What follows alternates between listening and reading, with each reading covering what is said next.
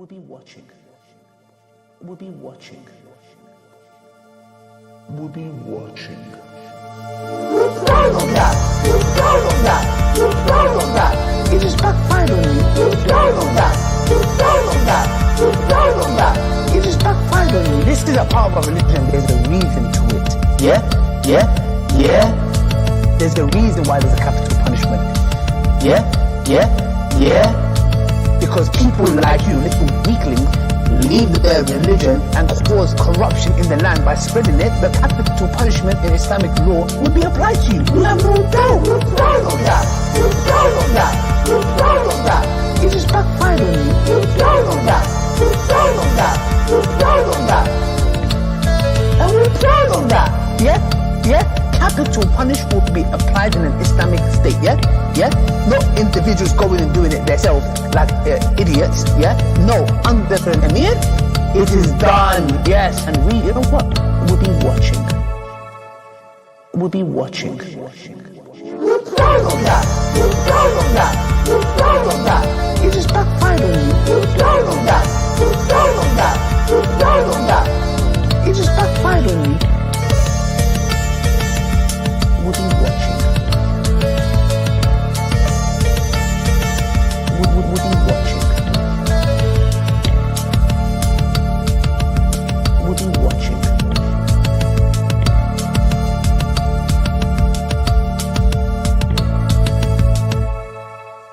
We'll be watching.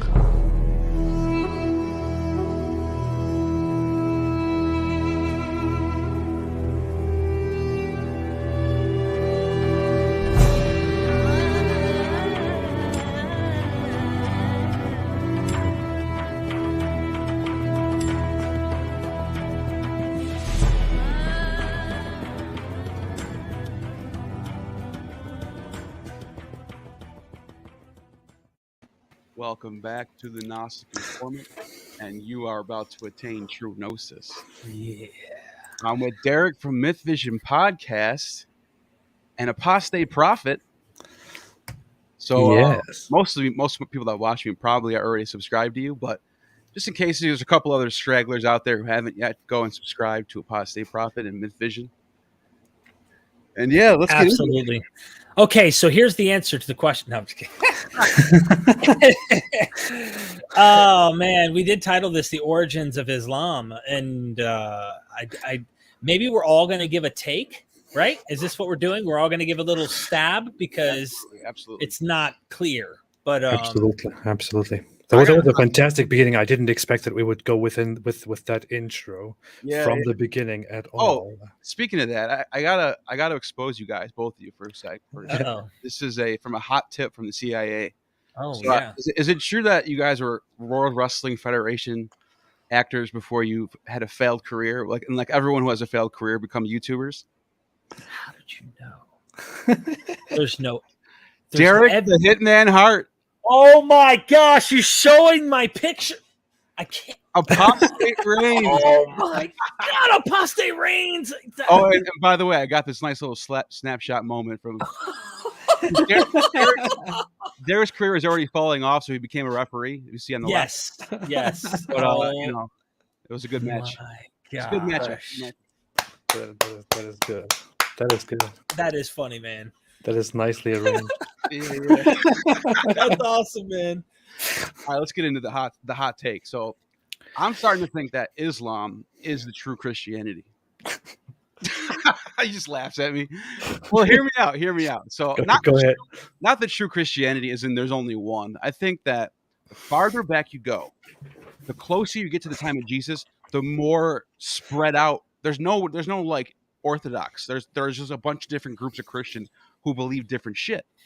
And I think that Islam is sort of has some remnants of not only Ebionite Christianity, but some of the Gnostic sects, like for example, if you look at Nag Hammadi is 700 kilometers away from Medina. It's less than that's shorter than the distance from Buffalo, New York City. That's not even a state away. And the reason why I'm saying that is because you see in the Qur'an, you see a lot of these legends that you see in the Nag Hammadi scriptures. You see a lot of those popping up. And so I think there's some remnants of that going on. I also think the Ebionites is pretty obvious, where you got these Torah observant, sort of obsessed with purity and all ritual and all this stuff. And then I think the thing that really made me really think about this is when I started to learn about Salman al-Farsi, Salman the Persian, who says that he got converted by a group of Nestorian Christians. And then Nestorius was a Christian who was condemned as a heretic because he didn't believe in the Trinity. And he also was one of the, well, I guess this is later on, but there was a movement in the Byzantine era to remove all the icons of Jesus and Mary. They thought that it was a sin. It was blasphemy to have images of Mary and Jesus, and they wanted to get rid of all the images. What does that remind you? It reminds me of Islam. So I think that, and this sprouts up right around the 6th century too, when this little movement happens, 6th and 7th century. And I think that led to what. And so the last thing I think that this is the final statement I'm gonna make on this. I want to hear what you guys think.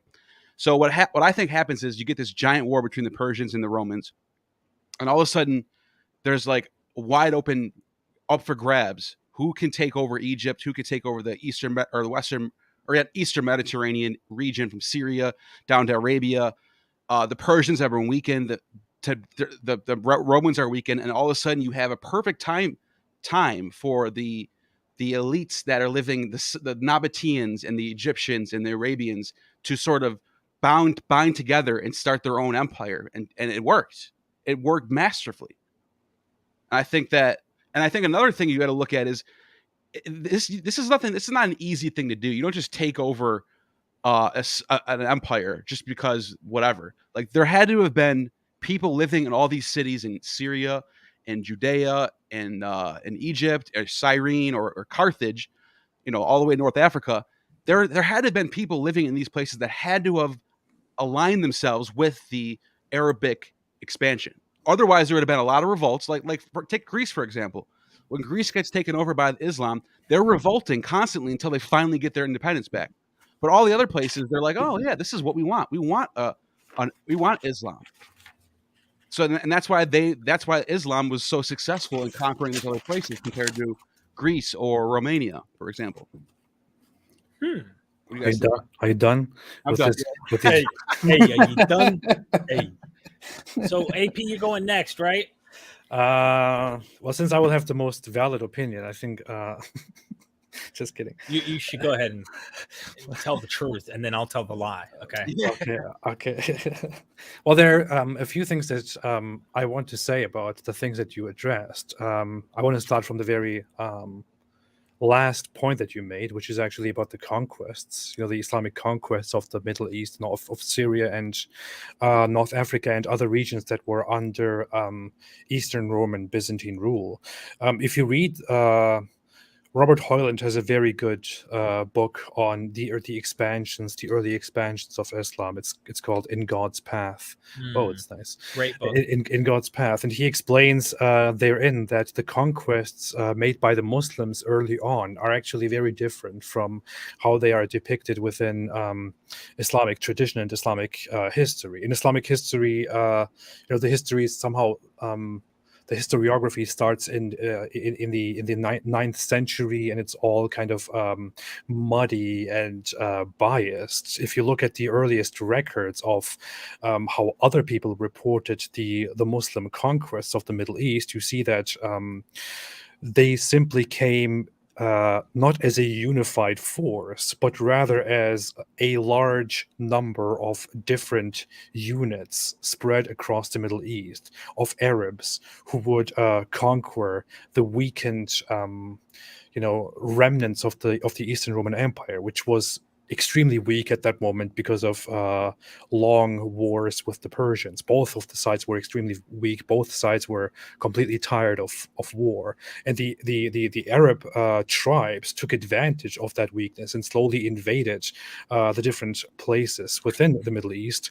And what he argues is that there are two myths. One myth is that the Muslims went and, did everything very politely and formally, that they said, hey guys, either you convert to Islam or you fight or this and that. That's actually not what happened. What really happened is that the Muslims simply invaded without any talking. They did the talking much later. So they created a massacre, they bragged about their massacres, and then they began to impose their own rules. And in the beginnings, they didn't even really impose Islamic morality and Islamic law. They just conquered and conquered and conquered. The funny thing is, the Romans didn't take this seriously at the beginning. They didn't take into account how serious the matter is, because looking at history, the Byzantine Empire was invaded by nomadic Arabs and other people all the time. And what they were used to is that these nomadic people simply come, these barbarians come, they take over certain places, pillage their villages and cities, and then they go. Or then they are, defeated and sent away. With the Muslims, they didn't realize that there was a difference. These people were not there to pillage and to plunder. They were there to conquer and to build their own religious empire. And the other thing is, again, the other thing is that Muslims were not one force. They were different tribes, which were later on united by the Muslim caliph, by the first caliph and the second caliph, who went from one tribe to the other and united the Arabs and formed them into one big caliphate. That's why it's not one force going out there and just defeating everything that comes across that force. It's just different forces fighting and then coming together. Isn't that kind of what I said, though? What I'm saying, if it wasn't for all these groups, like you said, all these different groups uniting, they could have all revolted. But they had to have, there had to have been some degree of them accepting the movement and saying, this is the true movement. F the Romans. Let's start our own thing. Yeah, the thing is, they didn't cooperate with the locals within the Eastern Roman Empire. The Arabs, very much Arabs and certain other populations, went into regions held by the Eastern Romans and conquered them brutally. Right. And then after the conquest, they came together and unified themselves with the Arabian forces that came from the southern parts of Arabia. So in the end, it was Arabian forces taking over Eastern Roman territory and then aligning themselves with the Muslim forces. So you were just responding to him. You weren't even giving us a complete. This is an origins point, though, you're bringing up. That's interesting because the conquest is. I was just reading up on Patricia Crone, and then of course you just brought up a Great in God's Path. That book is amazing. You're not going to, there's something that is, I like what Patricia Crone said. She said, you can't get rid of Islamic tradition, but you can't believe it either. So you have to, it's there. It's like the same thing. If you were to ask Jews, what's the origin of Israel? Well, can you get rid of the tradition of Moses, the tradition of Abraham? Right. No. But can you trust it to tell you what is really being said? No. And what I thought was really interesting about the origins of Islam, the way that Patricia Crone handled this was so interesting. She has this statement, she calls it the acculturated native who rebels. Mm-hmm. And she used Moses as that example. Here is a foreigner, someone who is not the people he is living and being raised as. And he finds the moment in the story when an Egyptian beats one of his own people. It all changes overnight, right? All of a sudden, he's radically converted to this idea of, okay, I need to, find out what's going on. The story has it where he finds God, he unites his people, and then God ends up freeing them. A huge legend has developed, right? She takes this approach to point out that the Arabs were probably a people group who acculturated themselves with the Jewish and Christian tradition, gave it their own spin. I'll use one more analogy. This is a bad analogy, but Ronald Hindle, who's talking about the Exodus, he said what happened with the origins of Israel and the Exodus is you had Canaanites that started calling themselves Israel. But they're Canaanites. What do you mean? Why are they saying they're Israel? The same thing happened in America. British came over.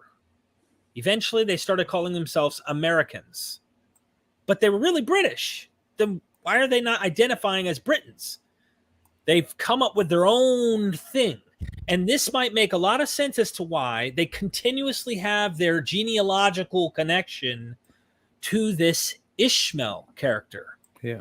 So here they are starting to adopt and mutate their own how do you put it? They've mutated their own version of the Judeo-Christian world and created an empire doing that. Just like we would think Moses started this new movement of the 12 tribes idea in the lore. But in reality, this is the way she says, and she showed this happened with Gandhi. She showed pictures of Gandhi as a young man who's like a civilized, normal, a suit and tie guy, to next thing you know, he's like a guru with no clothes on. And she pointed out that the reason he ended up changing was there was a moment he was not accepted in one of these institutions because he was not white. Yeah. It changed his life and radically caused him to go against the very system he once had, but also adopted ideas at the same time. So it's really complex. It's not that easy. And I kind of wonder, I've thought that's one option. Patricia Crone could be on the money. The other option is Peter von Siever, who says, no, this is a Christian movement that is opposing the Christologies that are around, that God died on the cross, which is like the radical far extreme of the Christian movements that we're on, which might be why he never died on the cross to begin with. Here's the thing. I have to say, in my opinion, it's actually much more disappointing than what both of you said. It's significantly less sophisticated. It is much more a result of Muhammad simply. It's like Muhammad is not a heroic character in his own environment. He is born into a certain tribe in a very ignorant environment where people have no clue how the world works. They believe that the world is on the back of some giant animal. They have no idea what the sun does. They are wondering why it comes at the same time as the daylight. They're like, well, isn't it weird? The day and the sun always come at the same time. Very strange. Why does that happen? So these are, people like these. He's born into that tribe where people worship these rocks and blocks. He's a merchant, goes on different journeys, meets Christians and Jews nearby. He hears of Jews who are also in Medina, to which he has a personal connection. And he's surrounded by different people who are Christians, who are tolerated in that polytheistic environment.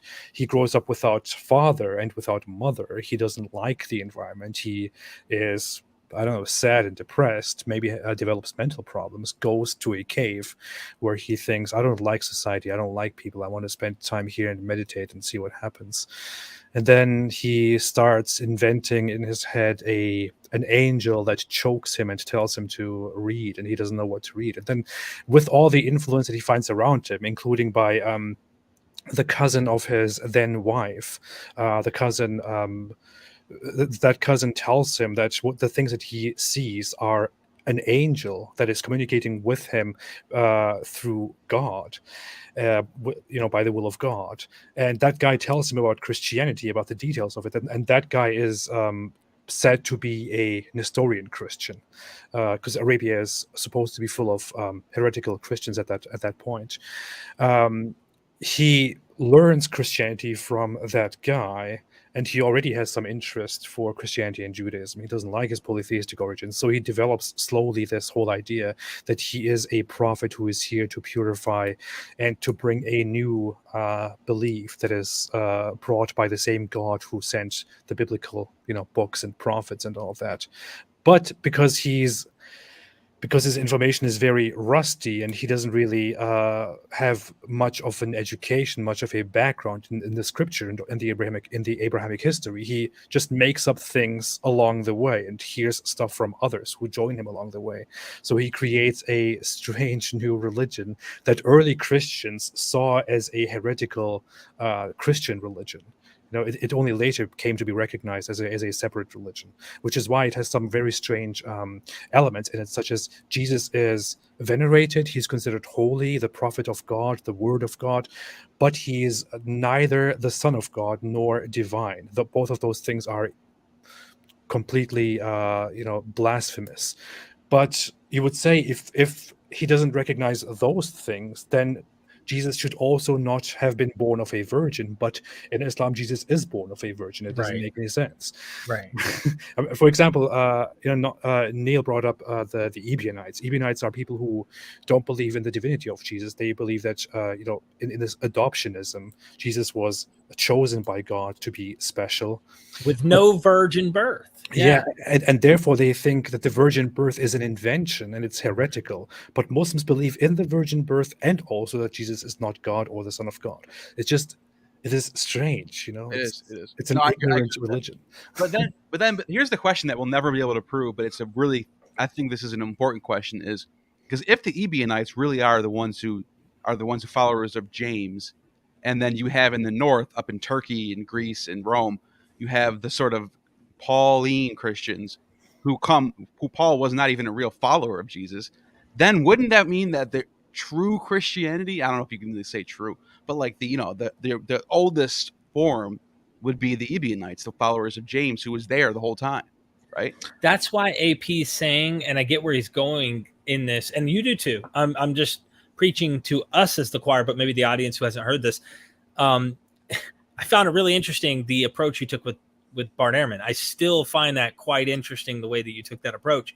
Why is it that they have all of these things, these elements, which were used in the Christianity to demonstrate Jesus's divinity? Like, how do we prove he's divine? How do we know that he comes from the stock of a god or whatnot? Well, he was born of a virgin, he walks on water, he rose from the dead, which is one of the main key doctrines out the gate, right? That Paul says in Romans 1:4. I should read it, actually. Let me just get it out here because it's worth reading. You talked about adoptionism, and yes, that's something that happened at his baptism. There were early Christians who believed when Jesus got baptized, that's when God rested his spirit upon him and whatnot. Yeah, that's why. I mean, I think they even use the rationale that in the text in the Gospels it happens after the baptism, or it happens during the baptism that from the sky the Spirit or speaks to him and says, "This is my son." That happens during the baptism, right? Or yeah, I'm not sure if I'm. At the baptism, that's when that happens. Yeah. Okay. So Romans 1:4. This is an interesting thing I never noticed till scholars point this out. Talking about Jesus, and was declared to be the Son of God in power according to the Spirit of holiness by his resurrection from the dead, Jesus Christ our Lord. So in Paul's theology, Jesus became deified or was divine by his resurrection. Others think by his baptism, and some bring it even further back by his birth, and then some even go, he's the Logos, all eternity. So why are these elements that Islam is using coming from Christianity that show his divinity are still finding their ways in? And that's the problem that AP was trying to point out. I thought it was interesting. Yeah, that's the thing. You in Islam you have several different qualities, several different things that are special about Jesus, such as he did not die on the cross. Somebody else died instead of him. Somebody else was made to appear like him and died, and they thought they killed Jesus. Which is something you see in the Gnostic scripture. Yeah. By the way, That's a Gnostic narrative. And why is it a Gnostic narrative? Because those people thought Jesus is so above human, he cannot suffer, he cannot die. So it doesn't make sense that he dies on the cross, which is why somebody else died instead of him. Because he's not flesh. Flesh is filth. It's worthless. He's far above that because he's God. He's divine, or he is a higher spiritual being. The thing is, why in Islam does he not die? Why is he substituted in Islam? It doesn't make any sense. What's funny about that is they apply the same rationale to Muhammad, because Muhammad dying makes me think that he's not a myth. Like, how you got a mythicist Islamists who think that Muhammad's not even real. It's just for me, he's clearly a real person because he dies like randomly and just randomly dies. So their way of rationale around it is he ascended into heaven on the back of a horse. If I'm not mistaken, is that what happens or no? What their belief is that that happens earlier. Okay, then he comes back down. Yeah, that happens earlier. Then he comes back. How does he rationale his death? He's the only person who does that, who rides on the back of a horse or a mule or something, rides to Jerusalem and then to space. No, not space. Space doesn't exist. He rides to heaven, and then he sees hell, and then he comes back and all that. And then later on, he dies from poisoning or from a disease. Yeah. And then one of his followers says this memorable phrase that that Muhammad is dead, but Allah is, alive. You know what I just thought about? Muhammad is like another version of Paul. He's like an Arabian Paul. Like there's like, forget Paul, we have a Muhammad now, and this is how we're going to do things. Well, they serve the same function within their own respective religions, because Muhammad is there and he says, guys, everything that all those other people say, bullshit. Right. Listen to me. I will tell you exactly what happened, and I will tell you exactly how to behave and what to do. So he brings his own, own revisionist story of Jesus. Now, from the Christian perspective, you would say, Paul, obviously, he was there. Almost from the beginning, he knew James, and so on. He, brought the correct story. Who the hell is Muhammad to come 600 years later to bring a new story? But yeah, I agree with that. Yeah, they have kind of a similar function. That's right. That is a good point. Yeah, I don't know where to stand on some of these things. There's a book I read. It's on Audible. You'll want to check it out, Neil. Sure. I can't remember the lady who actually wrote it. It was really good, but it's a good jump point. A lot of the academics that I talk to are like, great jumping point. Just keep in mind, she compiled a lot of the narratives that we don't trust to be historically reliable, but it gives you an outline so you can kind of paint in your head what's going on and what the Islamic narrative says about these things, and the stories about Aisha and how once Muhammad's gone and the different caliphs are coming up, she takes her sandal, or one of the sandals that was the prophet's sandal himself, and runs in there during like one of their preaching sessions and is like I don't know, she made a stand with his sandal. I can't remember the point at this point, but there's a lot of interesting things you learn about in their narrative. And yet when you talk to the academics, they're like, there's none of that. Like historically, you can't trust any of it. Yeah. Well, what's funny is the whole comparison between Paul and Muhammad. Now, it doesn't have much to do with the origin point, but what's funny is that when you look at Paul, you see how Jesus comes and he says a lot of very nice things, and then Paul comes and basically builds and formalizes Christian morality and tells Christians how to live and how to act and how to be and all that. So Jesus just comes and brings phrases, and Paul then creates a systematic form of morality, and you could argue that he gives people a stricter morality than what Jesus brought. And then you have Muhammad in Islam. He is incomparable in his strictness. He's significantly stricter in the morality that he himself forms and that he claims was brought by God or by Allah and was given to Jesus, but nobody knows that anymore because apparently Jesus received a scripture from Allah, but it was lost over time, or it was corrupted by the Christians. Yeah, very interesting. It is. Go ahead, Derek. No, that's the confusing part, like you brought up in the origins, was the pagan, yet the Christian and Jewish origins. And how do we marry all of these in understanding the origins of Islam? I like the idea that you brought up that there were probably some pagan type Bedouins, if you will, of a tribe that weren't really civilized in the same respect as some of the more popularized world that is in Constantinople and in Persia and whatnot. But that there's someone like Muhammad who is traveling, getting acquainted with the big worldwide and going, whoa, learning all these things. He is the genius who comes back to his tribe and they're going, he knows so much. And they find confidence in someone like him and say, he's brighter than all of us, at least in our tribe. I can't imagine him not being, if he's getting all this insight and information from other people, even though compared to them, he's probably not, if that makes sense. Well, Paul, it seems like Muhammad's doing what Paul did, but just in another region of the world where it makes it where he has to use a different type of method for this. It's like marketing, right? Paul's up in the north. Paul's up in Turkey and Greece and Rome, and he knows what they like. He knows there's a bunch of Stoics around him, a bunch of people who like Homer, who like Hesiod, they like Ovid's Metamorphosis. He knows what they want to listen to. He knows what they're into. Epicureans.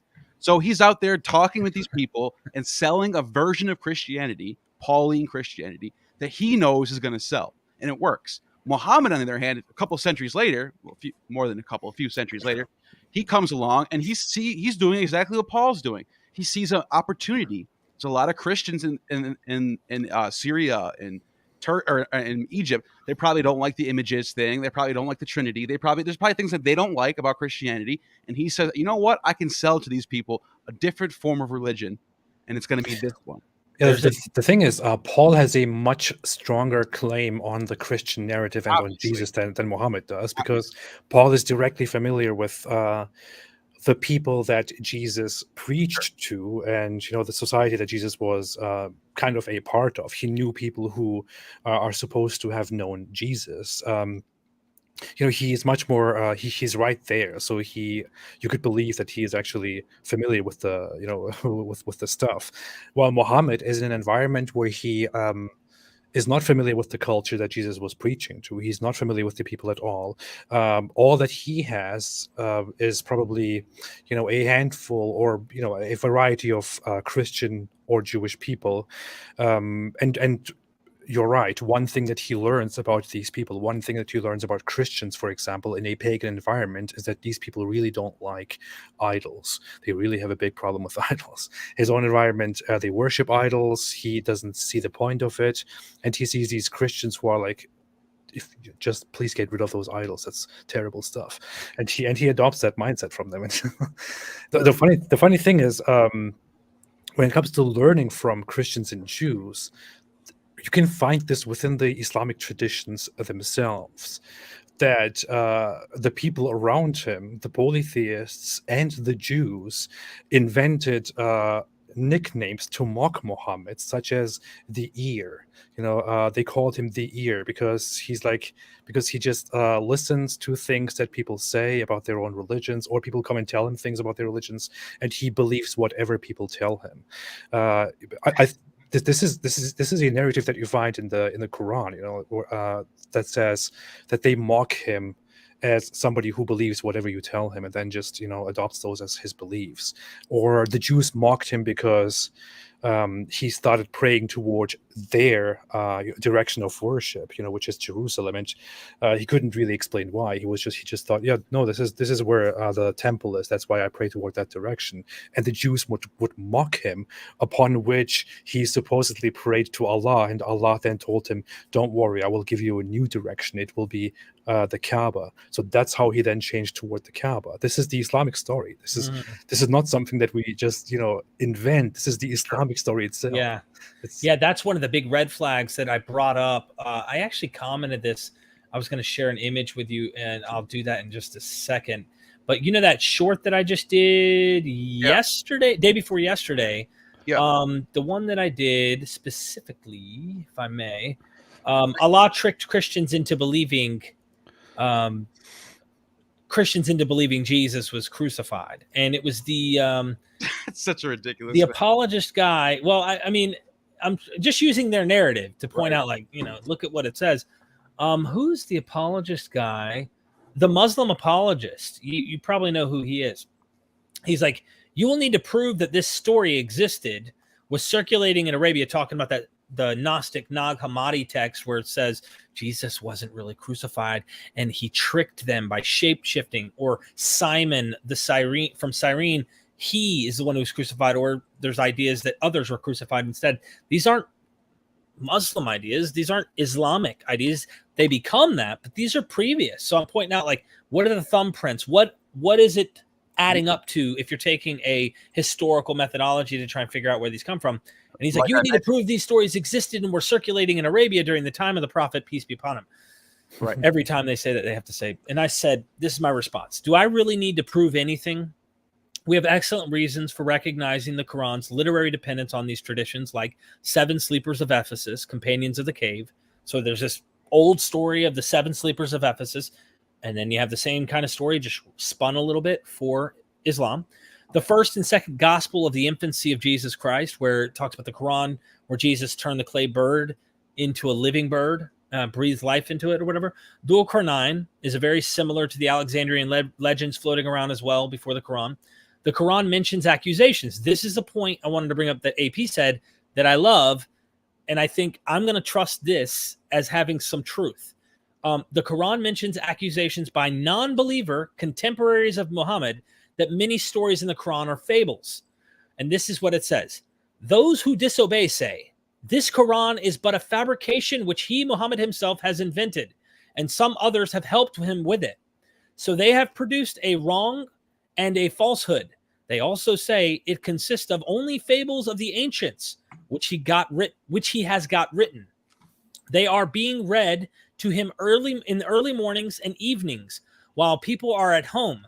Say it is a book full of knowledge, revealing many secrets such as no human being could in any wise discover by himself. He who knows all the secrets contained in the heavens and the earth sends it down to teach you some of these secrets and guide you in your life so that you may attain happiness in both worlds. He surely is all forgiving, all compassionate. This is Quran 25, Surah 25, 4 through 6. In the book itself, it tells you that there are people saying, dude, he's getting taught in the mornings and in the nights by people, and they're telling him these stories when everybody else is inside. It's almost like the guru who goes on stage and pretends he's getting all this insight, and then backstage he's like, okay, hey, okay, what's that say? Tell me more. I need more. All right, I'll pay you for it. Here. Okay, it makes you think that might be what's going on, honestly. You know what's really funny? There is a Quran verse. I believe it's 16. Wait a minute, 16 verse 103, which explicitly says. So there are lots of Quran verses which say that people say these are only tales of the old and so on. And then there is a specific Quran verse which clearly addresses a claim that people are making. They're saying, hey, there is this guy, Muhammad keeps talking to him, and then whenever he talks to him, he comes up with new stories. He's clearly just getting this from them.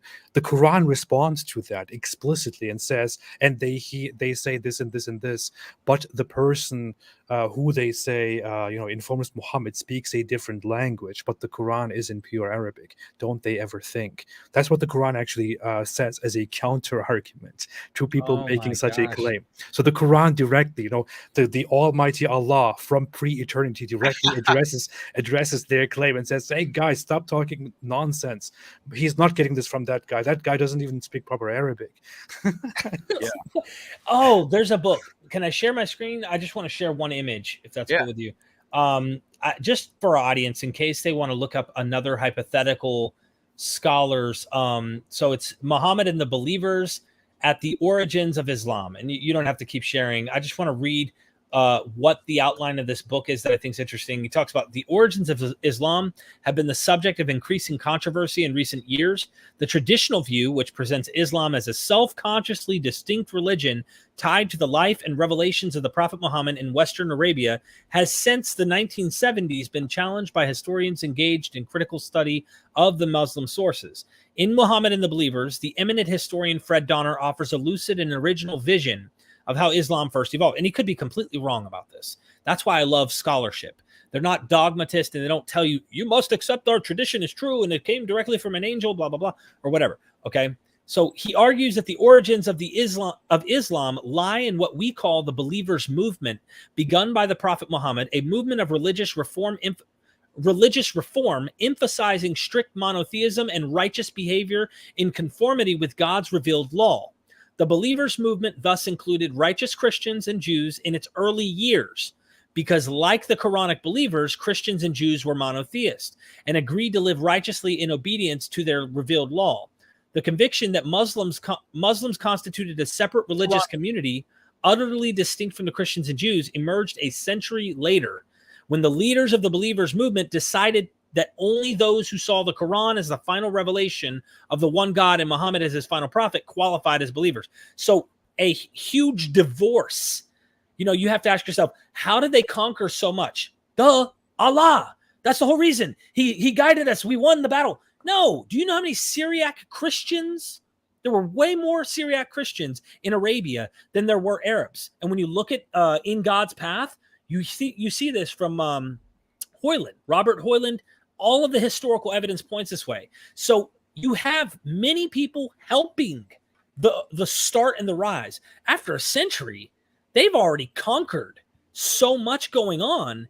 They can get rid of those Christians. They can lay the law down. But the funny thing is, this is where it's really interesting. While they conquered people and made them slaves, they ended up adopting these slaves, marrying and having children with these slaves, and eventually converting the people that became themselves. And what eventually happened is they kind of having the ethnicity point, it cannibalized itself, where eventually the foreigners who were once slaves end up in power and kick out the people who started the damn thing to begin with.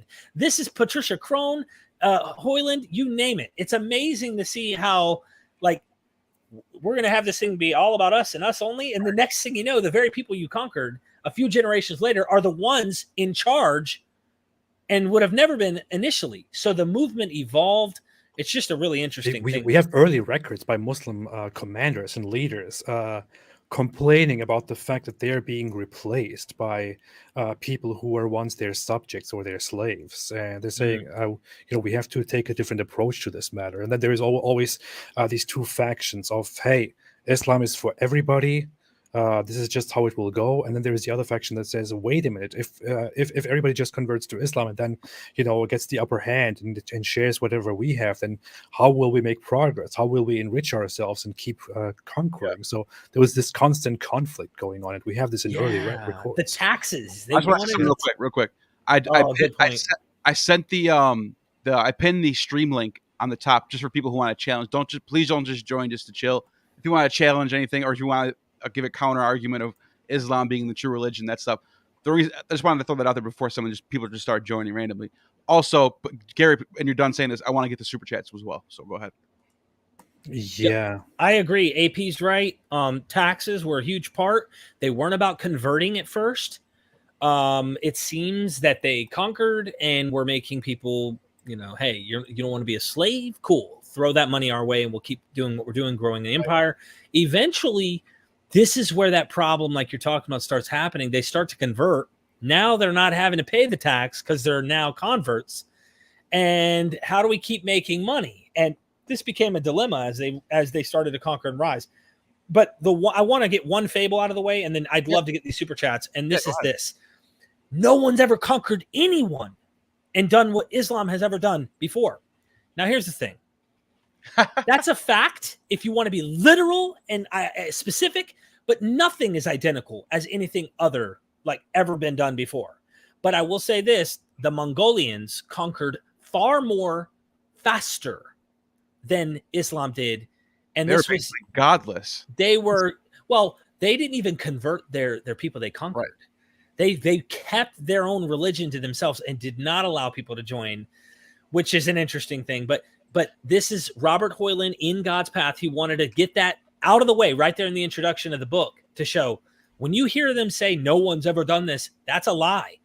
Yeah, he puts great emphasis on this, that the Arabs are not at all unique in terms of conquering large regions in a very short time. Yeah.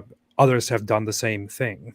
Islam is only different because Islam establishes a new religious system, which then holds on to these regions that are conquered. That is the only thing that makes Islam different from those other tribes or hordes or barbarians or whatever you want to call them.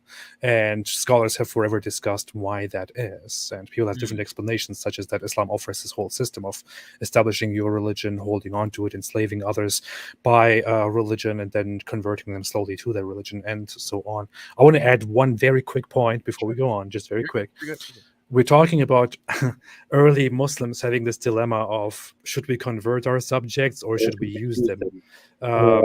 The thing is, this is not just something that exists at the very early stages. We even have, from the 14th century or later, we have Islamic sources that describe sub-Saharan Africans, black Africans to the south in Arabia, in Africa, as people who are not supposed to be converted. They are supposed to be used as slaves. And this is very offensive for many people to hear, but this is found in Ibn Khaldun's book, Muqaddimah, which is a huge masterpiece in terms of sociology in early in Islamic Golden Age history. And it describes black Africans as people who are similar to low animals who are only there to to be slaves and to serve, and this is their nature, and there's nothing you can do about this. So people in very advanced Islamic history still had this attitude based on race, here in this case about black people, for example, that this is something that continued for a long time. Right. Hey, Bow and Arrow, I see you down there. I'm gonna bring you up in just a minute. I just want to get some of these super chats out the way because they've been waiting patiently. Robert Herring, thank you for the super chat. By the way, Robert Herring has donated this to me. It is a buffalo. It is beautiful. I love it. Wow. He's also sent me this as well. It is a container signed on the back. It says it's a peyote container. So something storing peyote thing. What are you trying to send me, bro? What are you doing, bro? We want you to split the moon in half. But yeah, this is awesome, dude. Thank you. I appreciate that. Really do appreciate that. It's beautiful. Looks very nice. Thank you for that super chat. Let's get to a couple of these, and then we got a challenger. A challenger has arrived. Challenge? Oh, Lord. All right. This is a name that I cannot pronounce. Do you think humanism is a religion? I'd say just no to that. I mean, no. I mean, but there are people who are probably, I guess it's almost like if you have someone who is extreme in anything they do, you start to label those things in particular ways. But I've had people who are like, well, humanism hasn't gone far enough because we're so focused on humans. We're not focusing on animal rights and the killing off of animals. Like there's a debate on that going on in some ways. So, there's people it's not like there's a doctrine of humanism that you must. No, I mean, well, there's kind of a creed type statement, but it's not necessarily religion. It's they do have a creedal statement type of thing, but yeah, I don't, it's like, are atheists, is atheism a religion? No. Ask a theist. They'll say yes. Right. Not all. Let me not, I'm not one of those. Okay. Got it. But yeah. No, what do you think? What do you think, Apostate? What do I think? It depends on what you mean by humanism. Are we talking about secular humanism? Are we talking about the classical humanism? Actually, it doesn't depend. I don't know why I'm saying. Do either of those consider religion? Yeah, I don't think so. I don't. Okay. It would be a strange perspective, I would say. Oh, I super chatted earlier, Apostate. While you were talking, I was like, I'll throw that up there. To lie. Thank you for the super sticker, Susie Bailey Kubuchi. Thank you. Really appreciate it. I love seeing you in the chat. You're a regular on both my show and Derek's show. Yeah. It's good to see you as always. And I know there was a couple more. Minnie, I see Minnie, but let's see. Whoa, this is. I think it's Minnie. Is it Minnie? Mika. Okay. Mika. Where do the jinn come from then? That's a question for you, AP. I actually love that topic. If it's long, we can circle back to it after this challenger if you want. I guess we could make it very brief. Sure. I mean, we know that jinns are a part of early mythology of Arabian mythology, existed in pre-Islamic Arabia and in similar regions, and I think ghouls, for example, are also a part of Arabian mythology. They believe in ghouls. Golems are found in Hebrew mythology and so on. Jinns were merely one of the mythological figures that were found in ancient Arabia. People believed in the heat of the desert, where it gets really strange at night in an open desert, they thought that the wild deserts are inhabited and roamed by these mystical weird beings called the jinns, who are made of fire and who live in a parallel world with us, or in our world, and who are just not visible to us, but occasionally appear. And Muhammad's story is also that these jinns comment at a certain part of the evening. They come out and they snatch people's belongings and people's children and all those things away. That's why belongings and children sometimes disappear without explanation. And Islam adopted these mythological beings and put them into an Abrahamic religion where they don't actually belong. It's kind of interesting. Nice. That's a good answer. Derek, There is a video by Sharif. Isn't it Sharif? The guy, massive YouTube channel. He speaks Arabic. But he has subtitles. He does one on jinn that I think is just awesome. Yeah, I saw that. But he goes back to ancient Sumeria to point out, guys, gals, I mean, we believe in crazy stuff. If you go back in history, people believe in just wild, evil, demonic, in the dark, in the heat, in the desert. There's always this. I mean, even if you go into the Hebrew Bible, the whole reason you're sending a scapegoat out into the wilderness with the sins of the people, because they believed in magical blood, things. You're giving that to Azazel, a demon or a devil that later develops into what we would call Satan, that mutates over time. Literally, this spirit takes it. It's like you're paying off. Hey, have all the bad stuff. It's almost like, there's a movie that just came to mind and I can't remember, but like you give the evil your children, hey, have the few kids. Okay, now the rest of us is good. Witcher 3, the game. Yeah, the witches the witches, they fed the children to the witches to keep the crops coming and all that. Crazy. Now we need Dr. Josh here. I know. I'm going all over the place right now to point out, like, real quick before we get to because the next super chat came after Bo and Arrow joined, so we'll do him first, then we'll get to the next one. But I want to say this real quick at that. I think it's kind of funny that in the Quran, the only time they really mention the jinn is a band of jinn who I think they say they convert to Islam. Oh boy, yeah. So it's the jinn are actually people who can convert to Islam and get saved. It's like the thing is when people think about demons, for example, they think of these beings that are just there to bother you and all that. And in ancient mythologies, they did have specific demons or creatures of the night, and then protecting demons and things like that. A whole world of demons. But in Islam, the jinns are not just evil, mischievous beings. They are just like us humans, good or evil, and they are also supposed to believe and go to heaven or hell, which is why the Quran says it sometimes addresses the reader as humans and jinns. Right. Yeah, it's strange. What? So Bo and Arrow, welcome to the show. Hello. We're gonna try to keep this within like 5 minutes because I do have other people sending super chats and someone else might want to join. But give us your case. What do you think? What is your argument against what we're saying here? Or if you have just want to throw your opinion on the origins of Islam, go ahead. Oh yeah, the origins of Islam and how you tie it to Christianity. You can tie it in through the Pythagorean geometry. Now, I used to be a fundamentalist Christian, went to Hyles-Anderson College and graduated from there. And, I was like probably one of the biggest pricks in the universe. You probably know what that's about. But,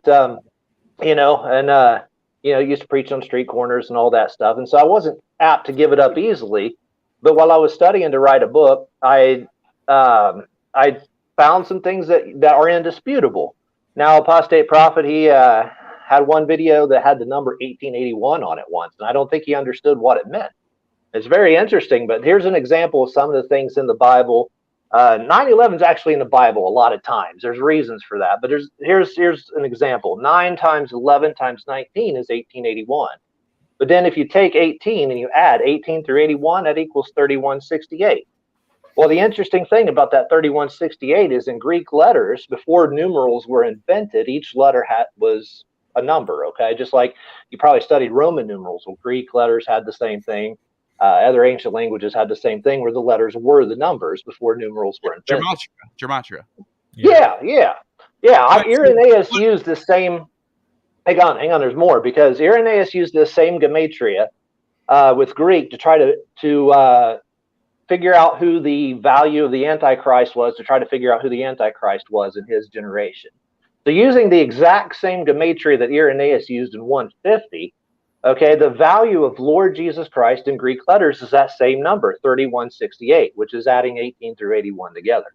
You see, so that ties it to Islam. Somebody came on, and I know Apostate Prophet mentioned that one time. And there's all kinds of numbers like this in the Bible. Pi is all through the Bible. Philo-taxis is in the Bible, which is the angle that, if you have a branch and another branch buds off of that branch on a tree, it buds off at about an average of 137 degrees, right? And, and that's also like the Masons do that because you have the compass is 47 degrees and the square is 90 degrees. You add that together and it's 137, right? So are you saying that? Wait, how do we tie this to Islam? I don't understand. Yeah, that's what I was trying to ask you. How do you get from that to Islam? Well, I know somebody mentioned 1881 on one of your videos, and something about the palm of his hand meant 1881. I know that he's referring to something. I didn't quite understand that exactly, and I just know that that's one of these Pythagorean numbers that fits into the equation. That's all I'm saying. I don't know exactly what he was getting at, but you know what I'm talking about, Apostate? Yeah, I think there the issue was just that the palm of the hands are supposed to say 18 and 81, 18 on one hand and 81 on the other hand, and that together is right. 99. That's what some people say is a miracle and all of that, and I was just making a mockery of that, basically. Yeah, why would that number be right? Exactly. Yeah, you were just making fun of him or whatever, but. The reason that he mentioned the 1881 as a sacred number is it goes back to that Pythagoreanism. And now some interesting things that I found common with there's the number 72. You got the 72 virgins and all that. Well, what is 72? Well, the 1 degree of the equatorial precession, so every 25,940 years divided by 360. That's 1 degree of the precession of the equinox is 72. So they knew things like this. They knew the diameter of the Earth. They knew all this stuff. And by the way, 3168 is also the diameter of the Earth times 4, the squared circle of the Earth. So, I mean, these guys were amazing the way they put this together. I don't think the Arabs, for example, or the Muslims were aware of different numbers, or they didn't really understand what these numbers mean. They had no idea about the shape of the Earth. They had no idea what it looks like. They didn't. I'm under the same impression, Apostate Prophet. I think it was passed down to them. I'm under the same impression. Things that other people believed in, but I just right. But this is how those numbers were in the air or something at the time. And it got passed down to them. But I'm under the impression they didn't fully understand it either. Like the number 72 there, not only is it 1 degree of the precession of the equinox, but think about this. How many leaders did Moses and Aaron, 2 people, put over charge of Israel? 70. So 70 plus 2 is 72, right? Jesus at Mount Hermon, he saw Elijah and Moses. And then he elected 70 people right after that to go evangelize. 70 plus 2 is 72. It's all very interesting. I'm thanks for jumping on and showing. It's very interesting stuff. It's very thought provoking. I'll look into it. Maybe I'll have someone on who's a scholar in that area. We do have another challenger who's popping up. Can I ask a very quick question? Can you tell me something about the number 57? 57. Well, let's see. I discovered something about 57 just the other day. 1957 times pi or something like that. You better stop. Yeah. You better stop. So you know why I asked you about the number 57? Why? No reason. I just made it up. I just thought of a random number and wanted to ask. Look. Yeah. Bow and arrow. Look, there's definitely numbers. There's significance to these numbers. I mean, 144 in the book of Revelation, divide that in half is 72. Okay, so we can do the numbers. Yeah. I definitely see there's numbers. They play with numbers. But what really made me, I guess, hesitant is when you immediately said there's 9/11 in the Bible as well. And this is the stuff that gets into the Bible code areas. Well, what chapter and verse? What chapter and verse is the Tower of Babel in? Genesis. I don't know, but I want to be out. I want to be in order with. I got a bunch of people behind you. I gave you like 8 minutes, but hey, listen, I'm definitely depends on what Bible you're reading. By the definitely way, welcome. Oh no, I know. Yeah. All right. Well, thank you for coming on. I really appreciate it. And hey, next time I do this, jump on again, man. This was interesting. This is fun. You're definitely. Oh yeah. There's plenty more. Thank you. Thank you. All right, so Omar, I see you down there, and I'm Sorry. not forgetting about you. I just want to go in order, Omar. So just give me a second. We got 2 super chats that came in before you jumped in, so we'll get to that next. Did Minnie? Thank you for the super chat. I really appreciate that. Did Derek or Neil ever try Islam after leaving Christianity? And did Apostate Prophet ever try Christianity? Interesting. I think we should let Apostate Prophet. Yeah, you go first. I have a good answer to this. Me? Yeah. And I'll go second because Neil's Did you got ever try Christianity? I did not really try Christian. I didn't try it as in converting to Christianity and practicing it.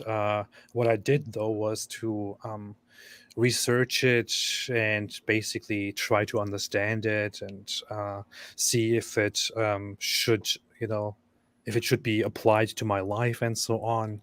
I did mess with it, so to say, a little You bit. date But, it a yeah. little like Yeah, I kind of experimented with it, I would say. Yeah. What about I you, Derek? never did. I didn't. It was Christianity, and then I was off and expanding. I got into the number stuff, so everything bow and arrow started talking about, I'm aware of.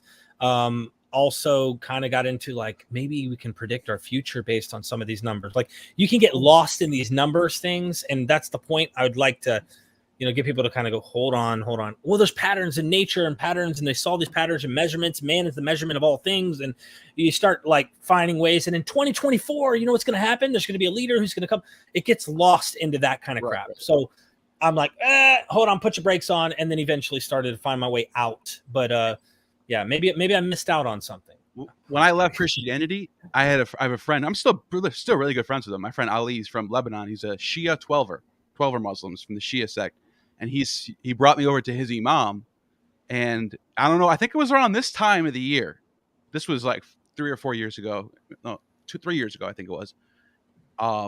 Yeah, just about like right around this time. I think it was probably exactly 3 years ago. Anyways, I went to this place. It was in a basement, and they had all these Arabic rugs hanging up, and they were beating their breast and crying, and they were crying over some girl who got killed. Because they killed her with a door. They smushed her with a door. So this was a holy day of the year, and I happened to be there on that day. And they were celebrating this death, and they were mourning over this girl. And it was. I'm not gonna lie, it was interesting. I never went back. I wasn't sold by, I just didn't feel it. I wasn't feeling it. Maybe I should have tried it longer. Regardless of the fact, I did read the Qur'an, read it from front to back, the whole thing. It's not that very long. It's not very impressive. It's just really short, very redundant. Remember Moses, remember Abraham, remember all this stuff. And remember when we told these people this and this and this. Yeah, be gracious to Allah, the most merciful, the most, it's all, it just says it over and over and over. And then yeah, anyway. I just figured out the mystery of the number 57, by the way. What is it?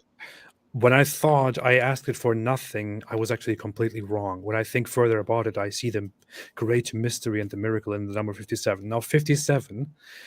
take 57 and take 5 and 7. If you add 5 and 7, you get 12, right? Am I right?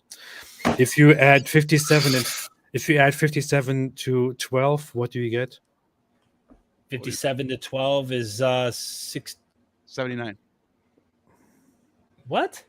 Hold on, no, 79. What the hell? Hold on, bro. Yeah, I gotta pull my calculator out. You got me all jacked up. Hold on, man. If you add 57 and 12, what? It's 69. Yes, see? Yeah, I was like 79. Didn't you say 79? I was like, no. You were just, I 57 and 12 together is 69. Okay, see, this is so the mystery. It's a sexual code trying to tell us the whole meaning of the universe. Yes. If you're not doing the universe. It's the sexual circle of life given to us mysteriously and secretly through the number 57. See? And well, don't forget, we got a challenger who's ready for us. I got one more super chat that we got to do because I'm going in order between super chats and challengers. AP. Oh, by the way, thank you for the super chat. AP, confess that you're secretly drinking Zamzam. My question is, where the sun goes at night. Yeah, I do. I wash myself with Zamzam too. That's what I do. I made a video a while ago where I clean myself with Zamzam, but I don't want to get into the details of that now. What was the other question in the super chat? Oh, it was where does the sun go at night? This is a joke. Yeah. This is a question that I ask Muslims, and they often give very strange answers because Mohammed said that the sun goes to its resting place at night, where it prostrates itself under the throne of Allah and asks for permission to rise again. And Allah says, Allah gives it permission to rise, and then it goes and rises. But one day Allah will say, you are not permitted to rise, so go back where you came from. And then the sun will travel to the other direction and will rise from the west, and that's when the end will come. Yeah. Isn't that a geocentric model, by the way? Yes. Jeez. All right, we got a challenger, Omar. Welcome to the show, Omar, and tell us what you got. What's up, Omar? Hi. Hello. So my name's Omar. I'm a practicing Muslim. I've seen some of Apostate Prophet stuff, but I haven't actually seen your two. So you two Christians as well? No. Not. No, yeah, I used to be. I'm not anymore. All right, so you're all atheists. You can put me in that category, yeah. Yeah. Okay. So you're talking about the origins of Islam? Yes. Yeah. Yeah. So so I think you've been talking about stuff in the Qur'an and stuff like the setting of the sun and stuff like that. But so from how I understand the Qur'an, because in chapter 3, verse 7 of the Qur'an, it says that some of the verses are allegorical. So I look at the Qur'an as kind of poetry, and in terms of the historical evidence for Islam, there's a good video called Are Hadiths Reliable? Hamza's Den, and that's kind of the historic evidence. Have you ever seen that? Nope. I was in Hamza's den myself, so I am familiar with the guys. So, but no, I haven't seen the video itself. Yes, there's a good video called Are Hadiths Reliable? Hamza's Den, and they basically talk about the reliability of the eyewitnesses and things like that. So The hadiths you're when talking there are about? verses about the sun and stuff, it doesn't really bother me and stuff like that. Are you talking about the hadiths you said on Hamza's Yeah, channel? so we have his proof that they are historically reliable, which is what distinguishes in Islam from Christianity and Hinduism and all those different kinds of. But why is that significant to you in terms of believing in Islam? Because from what the eyewitness reports say, to me, it's more of a leap to say Muhammad did all these things and then he made it up rather than just he was a prophet. Okay, but why would he be a prophet? So that the reports just say that he delivered certain things, or that he said certain things, and delivered them to people around him, and they then compiled a scripture. It doesn't say anything further.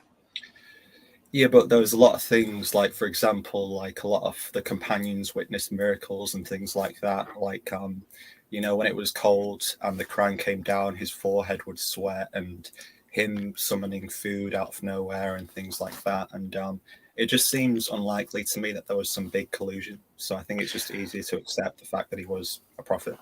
I would say that's a very low bar to accept something as a miracle. I mean, the hadith, when you read Sahih Bukhari, which is the most reliable hadith collection, when you start from the very beginning, you are introduced to how Muhammad receives revelations and what happens to him. In the second and third hadith in Sahih Bukhari, you have very clear, long descriptions of the things that Muhammad experiences. He says that he hears the ringing of a bell, and this feels very uncomfortable to him, and then he grasps what is being said. Sometimes he sees the angel come and speak to him, and then he receives the revelation, and he is very sweaty on cold days while receiving the revelation. In other hadith, it is said that he is covered up with a blanket while on the ground irresponsive, and he makes loud noises like the snorting of a camel. That's what the wording is. And these to me don't look like they are describing a miraculous stage. In all honesty, they rather look to me like they're describing a psychiatric disorder. Okay, so with Islam, we can in Islam, we believe there are things called jinns. So many religions could be based on jinn. So Hinduism could be based on jinn.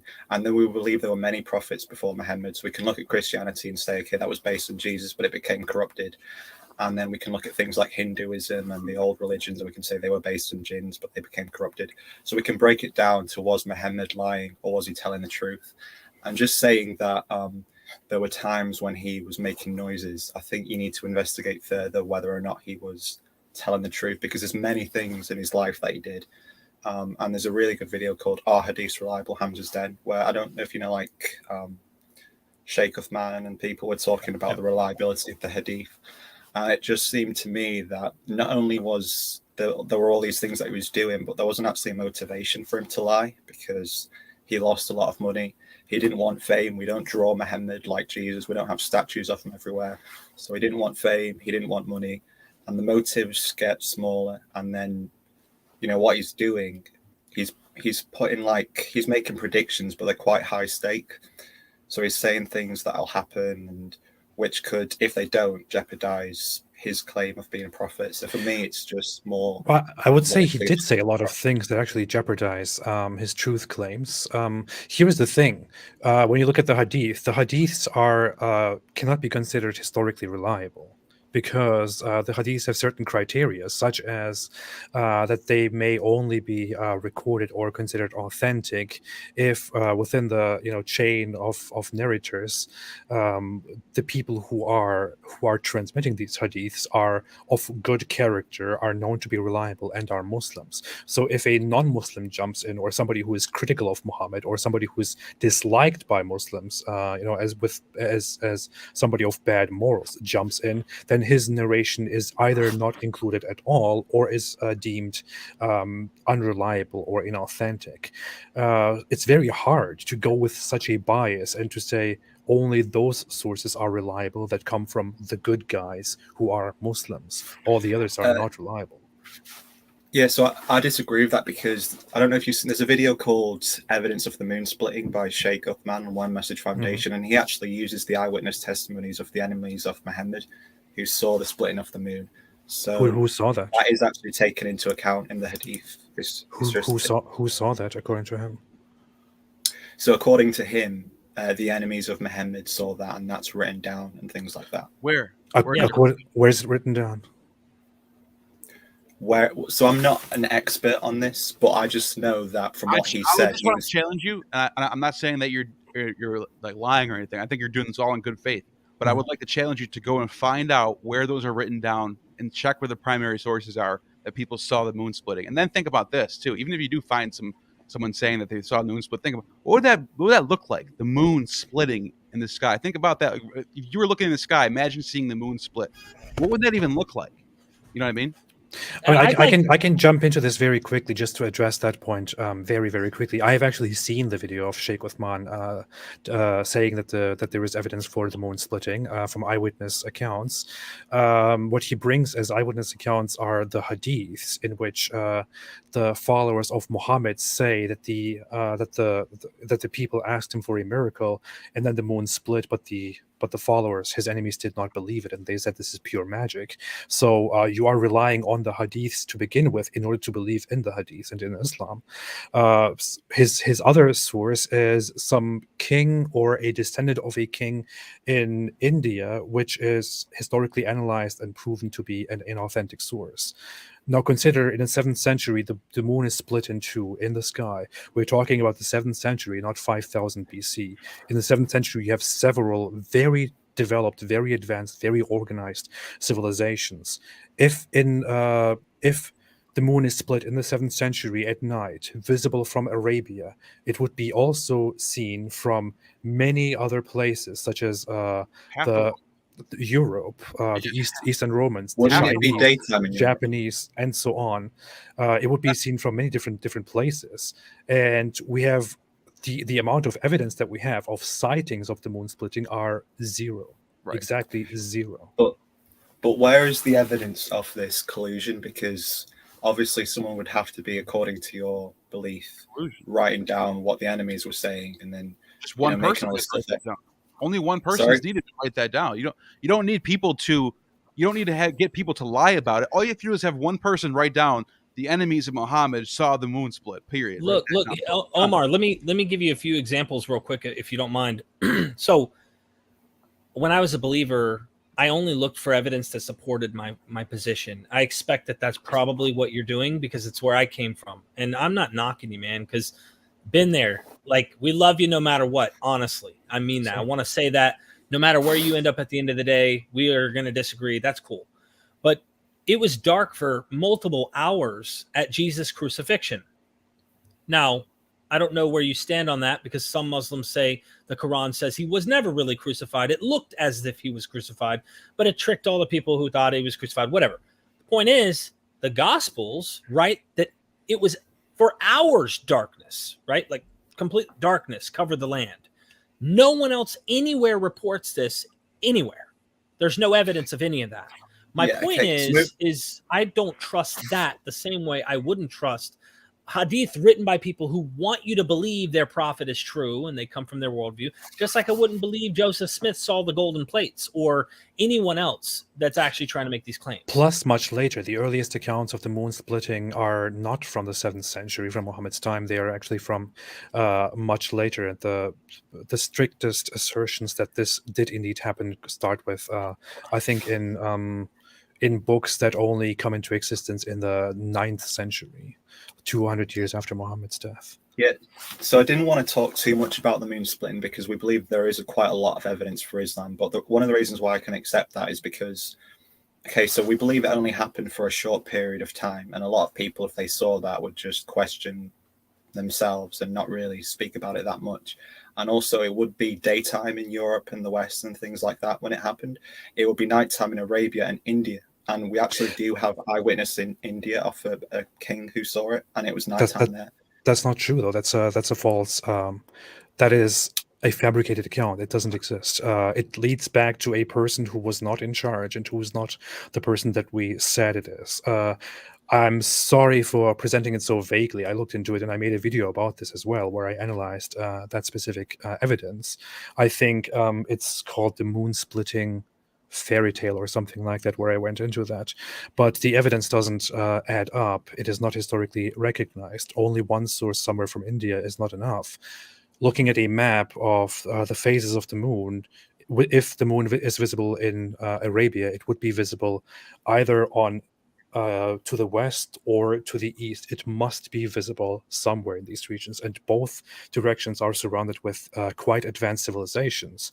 And one thing to add, and Constantinople. And one thing to add is that these people were not people like today. These people were not 21st century people who thought, oh, I better don't say I just saw the moon split in two, or people will think I'm crazy. No, people made reports of all kinds of crazy things back then, especially if they were relevant to their worldview. And people believed in moon gods, for example. They would have made note of that.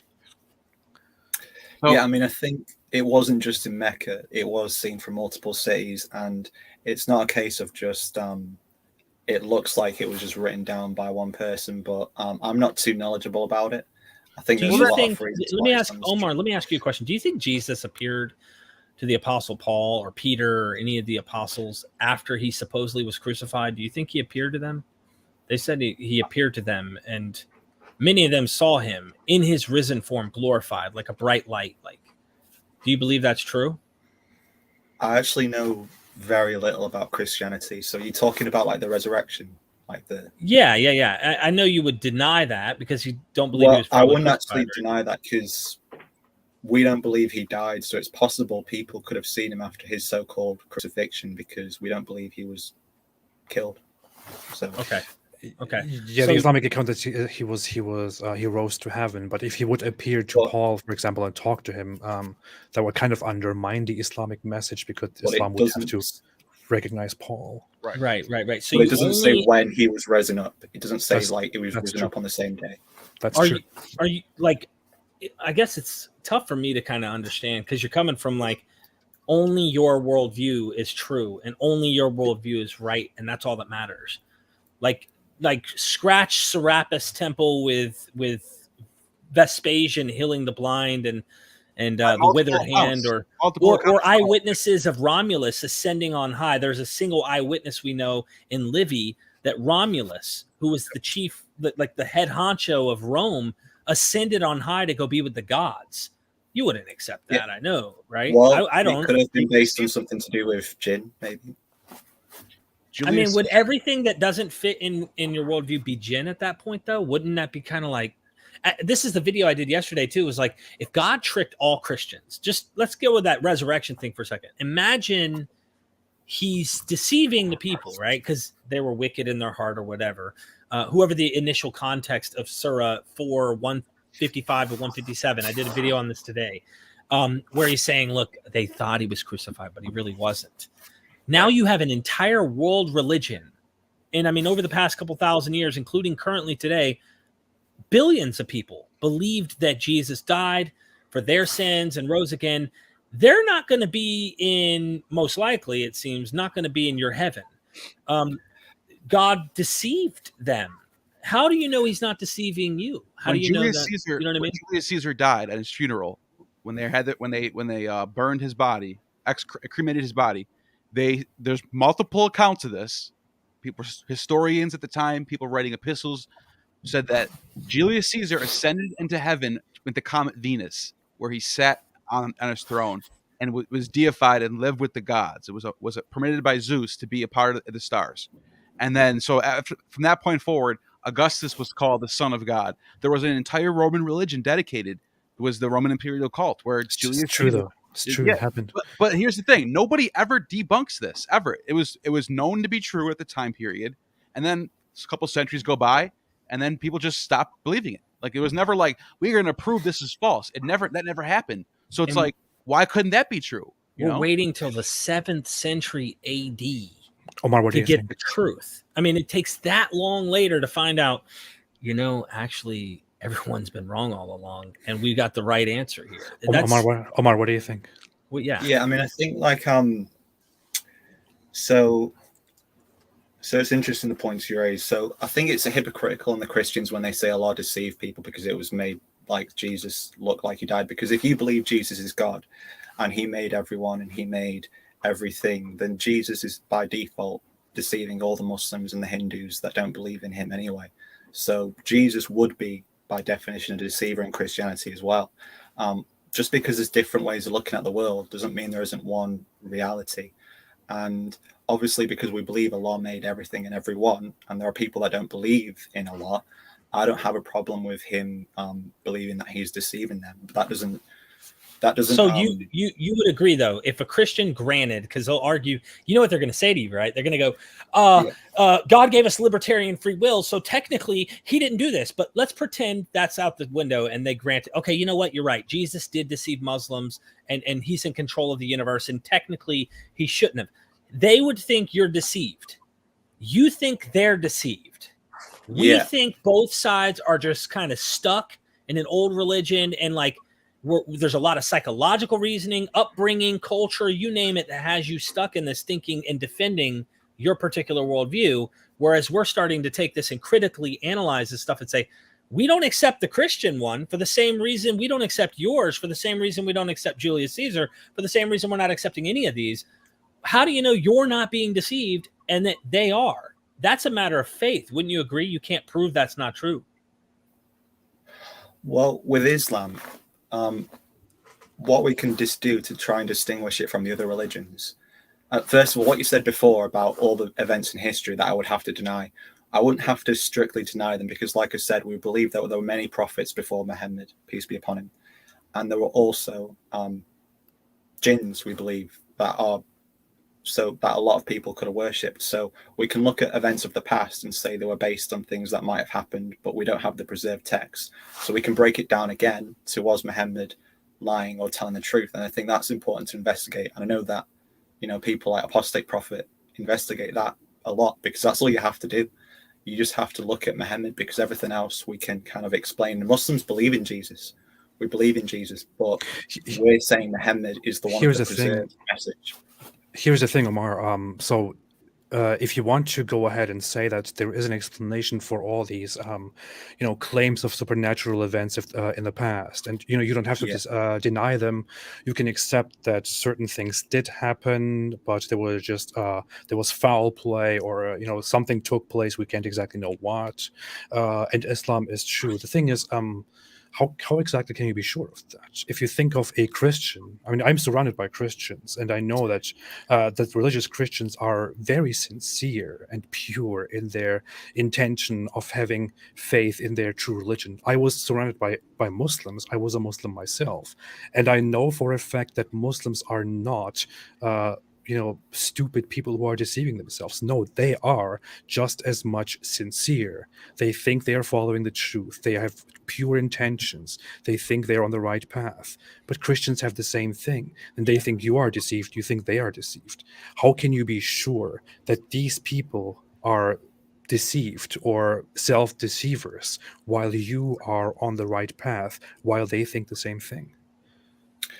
Okay, so I think what you've kind of said there is that it might be unfair because a Christian might sincerely believe what they say. And when the Quran speaks about Christians, it doesn't always criticize them. So I think it's in chapter 2, where it said it speaks good of the Christians and Jews. Where the Quran condemns Christians and Jews is when Allah has made evident the truth to them and they've rejected it. Okay, I'm not speaking. I'm not speaking. I'm not speaking about it being unfair, though. I'm saying, how can you be sure that you are right and they are deceived? That's also something that I think you could think. You could. That's something that I think you should think about going forward. You don't have to answer that right now because that's not going to. Yeah, I mean, I can give you a brief answer to it. Yeah, so in Islam, we believe that Allah guides you from within yourself and also presents signs outside of yourself. So what's within me and the kind of things that I've had, I can't really explain those. And then if I do, then you might say, well, someone else from another religion might have had similar experiences. But I think what distinguishes Islam is the strength of what is empirical that we have. And I think like a lot of channels like Hamza's and Divinity of Dawah, they'll use that as their main strength and they'll debate Christians and atheists. And from what I've seen, Muslims always come on top in that side of the religion. The thing is, Christians say the very same things that you just said. Yeah, but there is back and forth, but it doesn't mean that they can't both be true. And I do think that from the back and forth, Muslims do come out on top. That's my perspective. Were you born a Muslim? Yeah, so I'm English, but half my family are from Algeria. So I was raised a Muslim. I wasn't always as practicing as I am now. Right. But I've been practicing for about 3 years now. I will tell you this, as an ex-evangelical, Christians always won those debates. I can promise you that, until the light switch went on for me. And then I recognized, holy crap, it was about defending my experience and everything that I believed to be true. You can't prove the moon was split. You can't prove that Mohammed was really the prophet. You can't, none of those things, those are beliefs. Those are your faith. Just like I couldn't prove as a Christian Jesus really rose from the dead. I couldn't prove a lot of things. I mean, if you could prove I can't make you. Yeah, I can't make you believe it. I can't prove it to you, but we can establish differences between the historicity of Christianity and Islam. And Islam, there are differences. Yeah, sure. A lot of differences. Omar, I just want to tell you one thing. At the end, I myself, I was a very sincere Muslim. I know I say this. I know many people, Muslims, they say, liar, you were never a sincere Muslim. But I was in that position, and I was very sincere, and I was very faithful, and all that. The thing is, one thing that I thought about toward the end of leaving Islam was this: if Islam is so important, if Allah makes it so important to my whole existence that I have to believe in the right thing, that I have to find him, that I have to have the right faith, why is it not simpler? Doesn't Allah know? Allah knows very clearly, if he created me, if he is in charge of everything that I function with, that I am looking for the truth, that I am genuine, that I am sincere, that I'm really trying to find the right thing. If after all of this, I am only presented with vague evidences that I have to put faith in, and otherwise I will fail, then I don't think Allah will judge me for that, because he knows very well that I'm doing my best to find the right thing.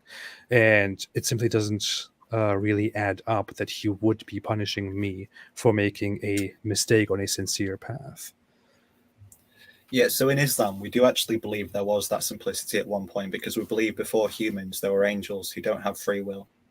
And they were just obeying Allah without thinking. They never had to question it. But the reason why we believe humans can be better than angels is because they'll be worshipping Allah without seeing him. based on their free will and based on following signs and rationalizing and thinking, whereas the angels just do it without thinking. That's what separates us from them. And because How we did believe Satan- Allah is the best of But planners. do you think that answers why- the question? Okay. Yeah, Do you that's think that why answers he's the made. problem, though?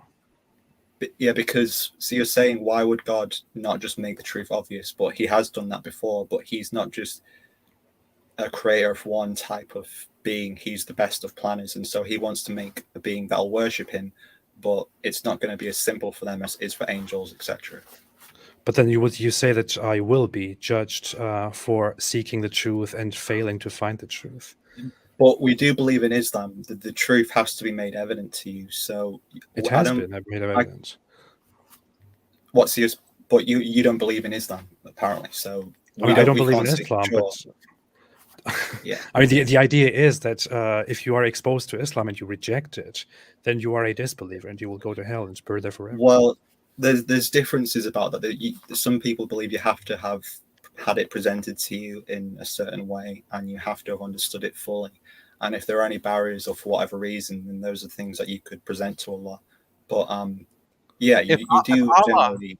If Allah right now decided to go out and split the moon right in front of me and say, "Here I am, Allah. All I want you to do is worship me. It's all I care about. Worship me. Yeah. Follow my Quran. Do what the Quran says. That, or else you're going to hell." Then of course I'm going to worship him. But as Nearly far as everybody would convert to everybody Islam. would convert to Islam. I would right convert now. immediately. And by the way, as far as I'm concerned, right now, there's not one religion that has more proven to be true than any other religion. They're all at the same starting point right now, as far as I'm concerned. Yeah, So but what's in the the- Quran, Allah condemns people who He says, if He showed them the heavens, they would say their eyes were bewitched. That's why I said before about Allah condemning the The New Christians. Testament does the exact same thing. Yeah. They ask him for a sign, and he says, "Oh, you adulterous generation who asks for a sign." And then he says, "None will be given to you in Mark." But then Matthew adds, "Oh, but the sign of Jonah, which is that Jonah went in the belly of the fish for 3 days and 3 nights, then came out," which means the resurrection, the New It's a Testament is convenient- teaching. So It's a convenient way to say that, oh, the people who ask those kind of questions, here's the answer to it. We have it written already. Is there? We've already countered you right here. Look what Jesus said.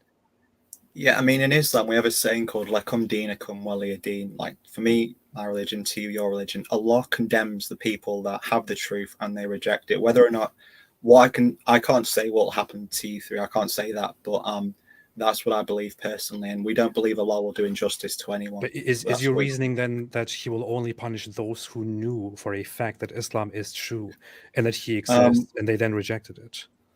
Well, we do believe as well He blinds certain people to it, but that is as well due to their own negligence and perhaps their is that inability because is that because they knew that Islam is true, but then they rejected it?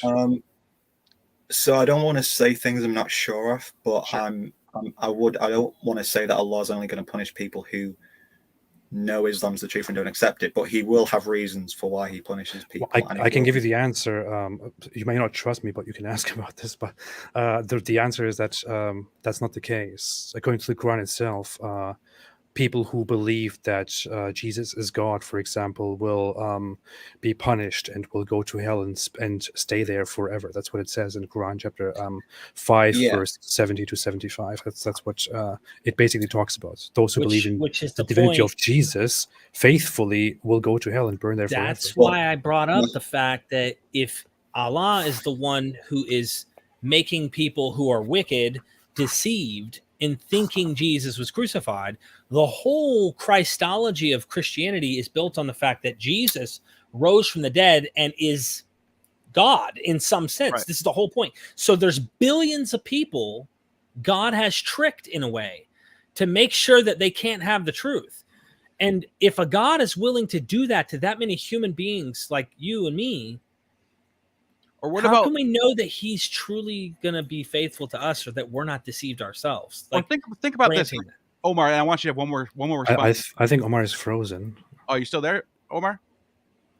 Okay, if he's coming back, he can come It's back. a jinn. What I was I going knew to it. say was, think about it like this, right? You got all these Hindu Brahmins that are like, they're like in these retreats up in the mountains praying to God. So they're sitting there devoting themselves to God. It doesn't matter what you call it. You call it Asharalala. That's what you want to call it. Pretty What they're cool doing God. is they're trying to connect themselves to something greater, right? if you were Allah and you saw this man sitting in the middle of the mountains by himself, fasting, trying to ask God for connection, for dharma, or whatever you want to call it, wouldn't you be like, here's a good candidate of someone who would submit to me? Hey, by the way, you're praying to the wrong deity. I'm the one you're looking for. Wouldn't you? I mean, that makes sense. But You would think that God would show up and say, "Yeah." No, what I'm saying is because he decided to choose the wrong God, even though he's willingly trying to find that deity, he's in the wrong for that. Yeah, I mean, it is absurd that your entire purpose in life is to worship the deity, or otherwise you will be punished forever, for eternity.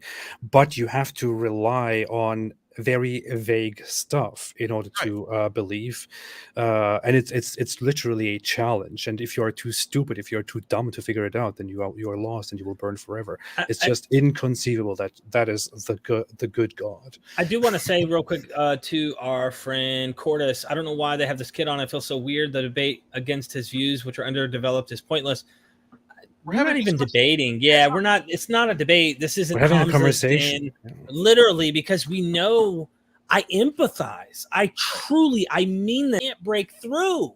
His presuppositions are completely built in in the Qur'an it says, and he's such a gentleman. You see how kind he was. He was so polite. I feel a great connection to the guy. If he looks very sincere. It reminds me of my sincere. past self. Yeah. I had him on for 20 minutes now. I like the kid. I'd love to have him come back sometime. I wish him all the best on his path. Me too. I hope he keeps searching. You know what I mean? He'll figure it out. So Robert Herring dropped $2. I like my gin with tonic. That's a good one. I want to make a very bold claim here. I want to say I find it. I think if there was a God who is all-knowing and almighty and who creates and designs everything, and who just desires goodness and pleasure for humanity and all that, I don't think such a God would punish any human being at all, no matter for what it is. And I know there will be even atheists who will say, no, how can you say that? There are some things that should be punished. No, I don't think anybody deserves to be punished if such a God truly exists. Especially if they're doing the thing that you want them to do. Like if the principles that are within somebody submitting themselves to God, whether it's the Hindu God or what, if that person night and day is doing all the things you want them to do, but they just happen to be growing up in the wrong place and they pick the wrong God, you would think that Allah would be like, okay, he's doing everything I want, except he's just asking to the wrong area. Let me fix it. Exactly. It doesn't make any sense. There is a challenger on the bottom named S.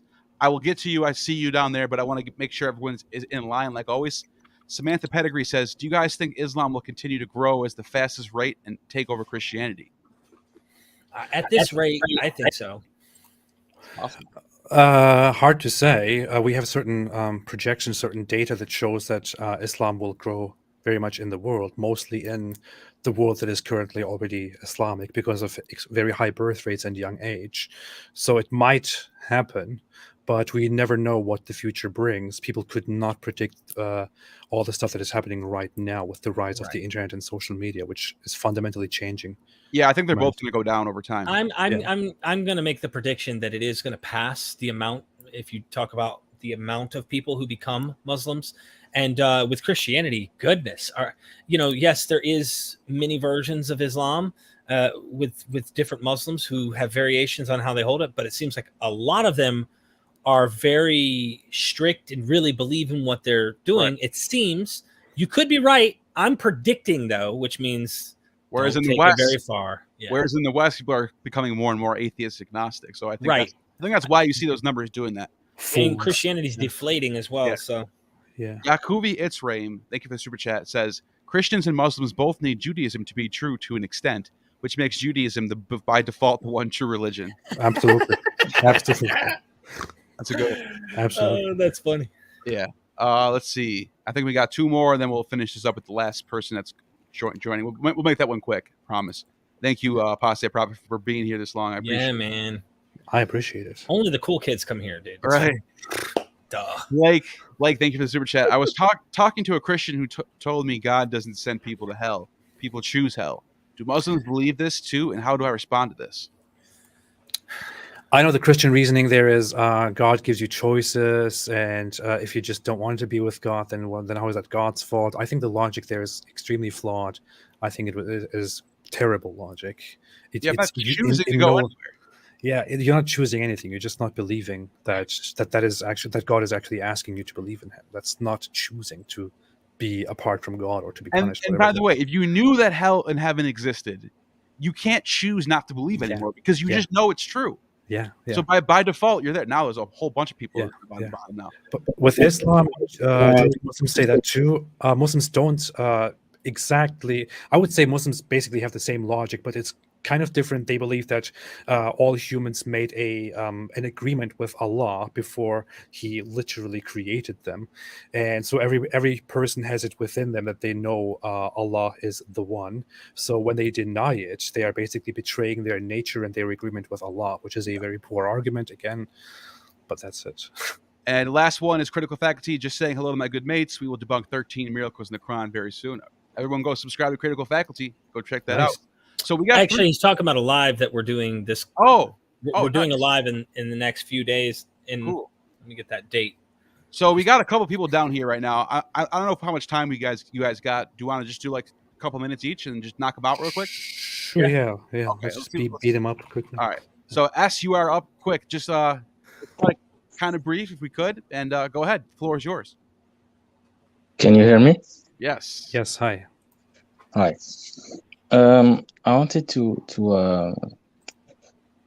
answer a video that Derek made about Jesus. So of course, I process that I'm a Muslim. Regarding the video, it's a short video which says that Allah tricked people about the death of Jesus. Mm-hmm. Actually, the meaning. It is not a trickery. It is, in a way, a punishment for the Jews who tried to kill Jesus. Mm-hmm. Okay, so in order to punish the Jews who tried to kill him, they made them believe that they actually killed him because the Jews are known to reject their prophets. I agree. Real quick, S, just so you know, I agree with you. I actually heard this on Twitter today, but let me ask you this. Let's say there was a handful of Jews that God was trying to trick. Look at what happened, okay? I'm going to trick these few Jews. And then a whole religion comes from it. I mean, we're talking billions of people literally believe this, and now, because they believe he's God, according to the Quran, they're going to burn. So even if I grant that. I'll agree with you. I'll just say, you know what, you're right, man. But look at what happened because of this idea. If you take the Quran serious, that's what I'm trying to portray there. Is it's like, God really like set this up to get a few Jews, right? Haha, I tricked you. Oh, holy crap, a whole world religion came from this. And now I got to send all these people to hell because they believe something that I tricked these people who were evil, that were wanting to kill him. So I kept him from dying. But these innocent people who weren't the ones I was trying to trick. Yeah, okay, I agree with that. That's what makes me as a person who doesn't believe, like, really?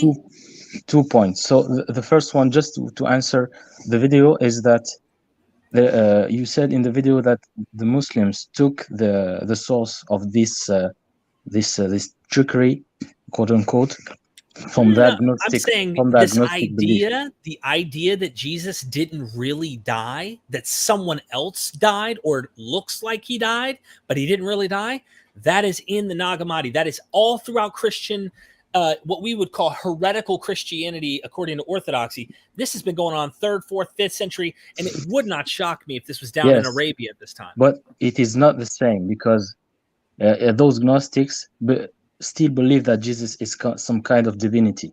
I'm not saying it's identical, but the idea is there. The Quran rejects the divinity of Jesus and said that he is a human being, the son of Mary, and God saved him from the death, from the cross, by raising him to heaven, and make those who tried to kill him believe that it was him that they crucified.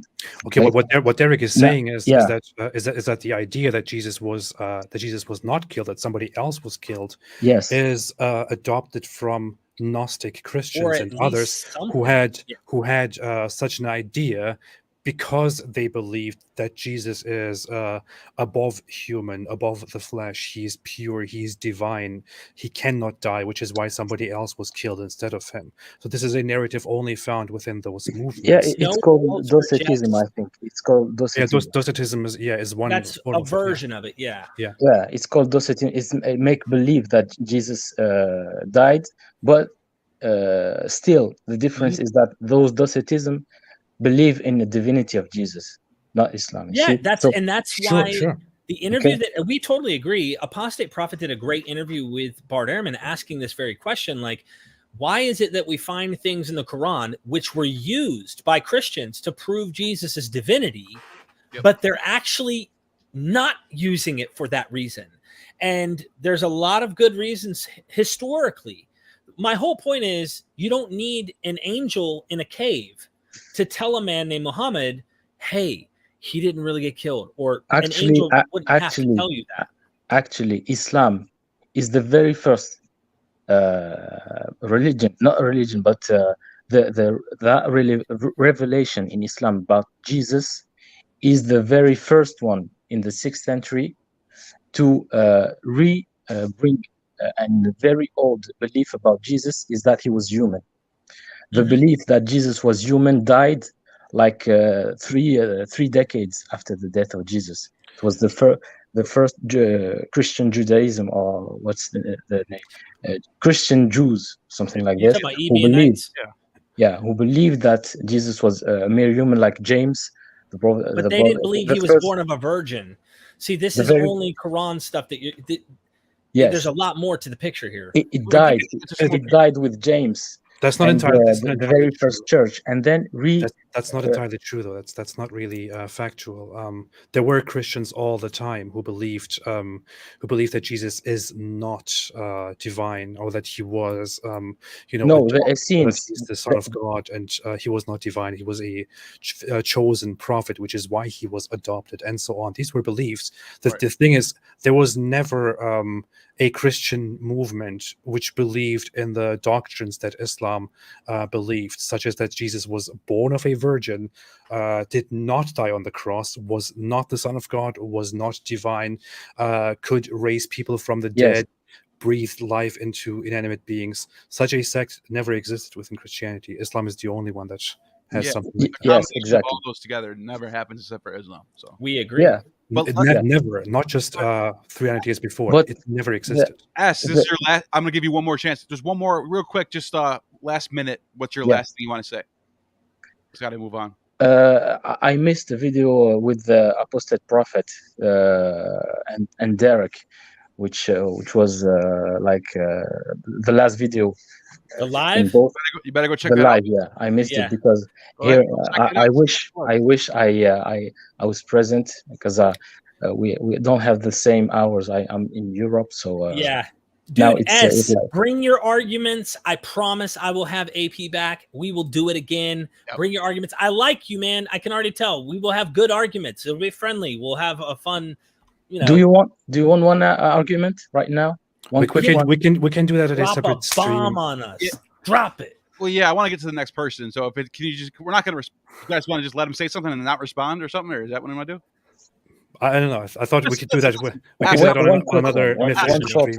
The next one that they do. Derek. Undeniable. Okay. Undeniable. Okay. Go ahead. Undeniable. Okay. Undeniable one. So in the Quran, there is about Moses and Pharaoh. Okay. Moses and Pharaoh, we know their story in the Bible. Okay, the story is that Pharaoh put the Jews to slavery, the sons of Israel to slavery. Okay, and that's the main issue about Pharaoh. In Islam, there is a second issue, is that plus the slavery, there is the issue that Pharaoh declared himself the god of Egypt, and this does not appear in the Bible.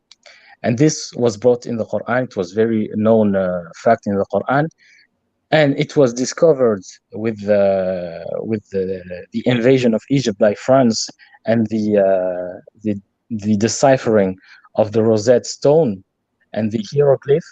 that actually, yes, Ramses II and the old pharaohs declared themselves the god of Egypt, and they chose the other gods of the Egyptian pantheon. And this was discovered later, so the 18th, 19th century, when the hieroglyph language, ancient Coptic Egyptian language, was translated from the. You're saying that no one knew that the pharaohs were deified until I'm pretty sure that's not true. That's not true at all. Everyone knows that the pharaohs were all deified. I can bring books if you wish. Second of all, there is no sons of Israel in Egypt.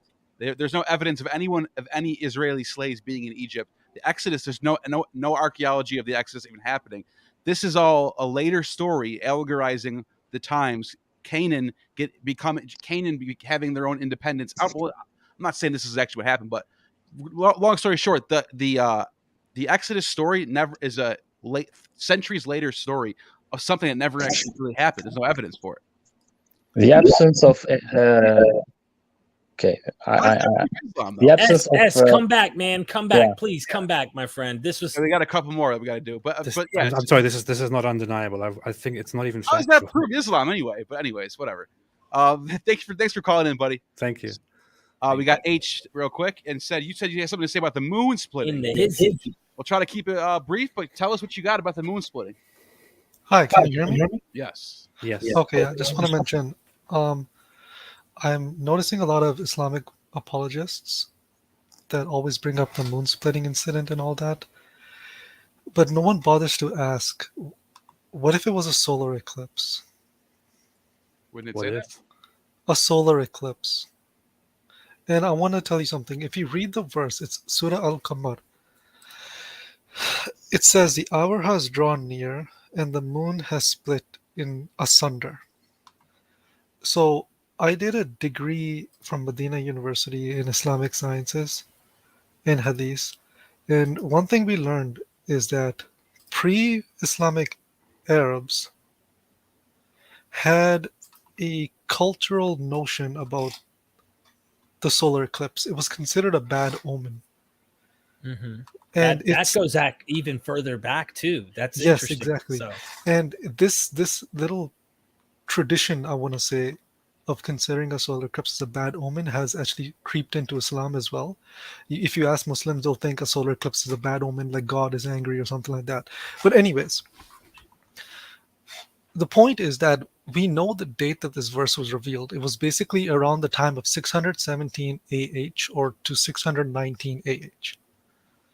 And if you take 617, which is the most authentic version that we have in our exegesis, 617 actually translates into the year 1220 to 1221.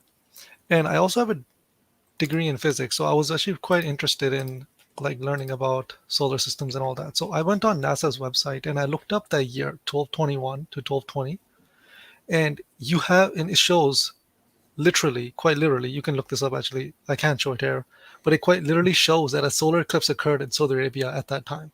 Now this is in the Middle Ages. This is in the Middle Ages, yes. Wow. It literally shows that a solar eclipse occurred at that literal year. Here is the thing, Age. I thought about this very same thing before. But don't we have hadith in which an eclipse is described, and we see that an eclipse happened during the lifetime of Mohammed. So we have the eclipse described, and Mohammed then offers a long prayer and informs people about how this is how Allah tests his his servants or the humans or something along those lines. So it does describe an eclipse separately. If this was referring to an eclipse, wouldn't that be found within the same narration that says that the moon was split in two? So here's the thing, right? Unfortunately, hadiths don't really have dates to them or what year this particular hadith was revealed. The only reason we have in our exegesis particular dates for the Qur'an is because there was a period of time, and you guys are aware that the Qur'an was compiled. Mm-hmm. So they needed some dates for the surahs to put them in some specific order. Whereas in the hadith, it wasn't that important. You could have a saying, and who gives a shit when you said it? It is a saying, it is a saying. But when you're compiling the date, when you're compiling the Quran and you're trying to make some chapters out of it, you need to know the date. So that's why we somehow have dates for, I don't really know why we do. This is something that we learned in school. We have dates ascribed to the chapters of the Quran, but we don't really have dates ascribed to the hadiths. True. So we don't know if this hadith that you're talking about is that one. Because if you also go back to the surah, it describes the moon splitting as the hour has drawn near. So the hour has drawn near. Where do you hear that so much? Isn't it referring to the end of time, like the judgment day? I think so. So the early Muslims did believe that the Exactly. moon splitting refers to something that happens toward the end of time. yeah, exactly. Wouldn't that just be a natural explanation? Wouldn't that make it? What's so special about the solar eclipse that happened all the time? No. That's the thing. Exactly. That's the thing. We anachronistically go, oh, it's just an eclipse. To them, the moon will lose its light. The stars will get. I mean, like. It's exactly omen, bro. It is described. It is described in the you- Quran that when the world is about to end, the moon will, go far away. The sun will lose its light. The moon will lose its light, and this and When this will happen. Constantinople These fell, are descriptions. Yeah. both Exactly. sides, the Ottomans and the Greeks both reported that when the Constantinople fell in like the 13th century, or no, 16th century, the moon turned blood red, and Christians and Muslims at that point in time thought this was a horrible omen. So this was like everybody freaked out when that happened. Exactly.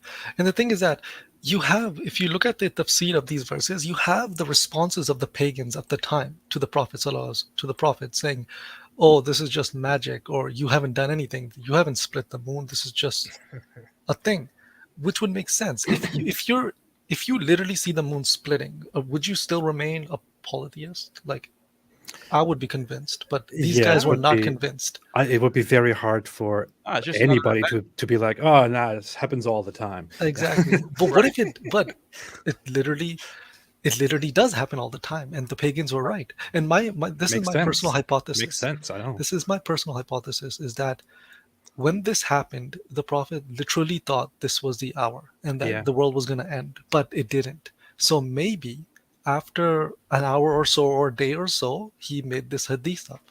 He did a prayer, and like the hadith that you talked about. If we're gonna connect it, maybe this is a connection that I could think about. To add to that, I believe in the hadith it even says, in a specific narration, it says that when there was an eclipse, Muhammad offered a prayer, which is why an eclipse prayer exists, and he said to the people, an eclipse doesn't happen because of the death of. Okay, there is one thing attached to it. I think one of the reports says that this happened when his son died, Ibrahim, and he offered a long prayer, and then he told people it doesn't happen because of the death of somebody. It happens by the decree of Allah, for him to scare his servants. So when it happens, pray until it is over, and you get this implication that he was anxious about it as well. He was scared of it. Okay, so I was going to say, you give me one more point that you want to make about this, and then we'll go to the next person. But yeah, this is interesting though. No, honestly, this is it. Like it just makes me so pissed off whenever this argument comes up and no one actually thinks about a solar eclipse, because we have so much evidence. And just look up the date, and you will literally see that a solar eclipse occurred in Saudi Arabia at that time. And this will also explain the fact that no one saw the moon splitting. Like, it's just perfectly naturally explained. You know what makes sense? I came up with the same idea. I thought about the same thing before. We're thinking the same way, I guess. I often thought that this might just be a reference to an eclipse. And what might be true is that the Quran was written down back then in a very primitive time and era, where it describes something like this as a sign of the Day of Judgment, whereas the Hadiths are written down formally, systematically in a much later time, where people have a new perspective, and they then describe it, in a more, reasonable way, as an eclipse or something like that. Yeah. Which is why there is a difference between the Quranic narrative and the Hadith narrative. That makes sense, actually. Yeah, I mean, because I like your thinking, H, just because what seems to be the most likely explanation, you're going with what makes more sense. Is it possible? Maybe, right? Like people talk about, you don't think it's possible because you have a different worldview. Nobody lives that kind of worldview. Like, nobody sees someone foaming from the mouth on the ground and goes, we just need to lay our hands on them and pray or bow down towards this particular temple because that's a jinn, and the jinn will just leave the body. No, you grab the person, you take them to the hospital because you probably think there's something wrong with them. That would be your first instinct, you would think. The last thing I would think is really a moon actually split. Now, if this is mythological literature or legendary, sure. I mean, I could say, okay, so what? He flew on a freaking animal, did he not? Like, you know, so in his dream though. So okay, well, if it's in a dream, Oh, check this out, right? During the siege that lasted from Thursday, April 5th, 1453 to Tuesday, May 29th, 1453, after which the city fell to the Ottoman city of Constantinople. A lunar eclipse was considered to be a fulfilling of a prophecy for the city's demise, which says a blood moon took place during the eclipse, which is what happened. Interesting stuff. Interesting stuff. Oh, You know yeah. me, I'm fair. Oh, I'm fair. also- I'm always also- willing to talk about stuff. I also fair. want to mention one last point. Yeah. It's not written in the Quran, but in the classical exegesis of this particular verse, it does mention darkening occurring, and like the light has gone away. So it's not just the moon splitting. It also mentions that it became dark and you couldn't actually see the moon or stuff, or like you couldn't see the sun or anything like that. That would also. In which tafsir is that? This is from Ibn Abbas and Ibn Khatir. I can't really say his name. Khatir, Ibn Kathir. Yeah. Ibn Kathir, and Ibn Abbas. Well, So- Okay. well, AJ, Yeah. I really appreciate you jumping in, and I want to get to the next person, but thank you very much for jumping please call in sometime, man. Yeah. I tried calling it last time and I got disconnected. I think you remember me. Oh, in. Well, okay. you always got next time. Derek, It looks come back familiar. on H with a H, bird. man. Yeah. Okay. all right, thank you. Thank you for calling. Friendly Muslim, you are on the air. Millions Yes. of people are watching. No, I'm just joking. I'm back and I'm not so friendly. You are disbelieving the truth. You are blind. What is wrong with you? I don't have to prove anything. You are all born to submit.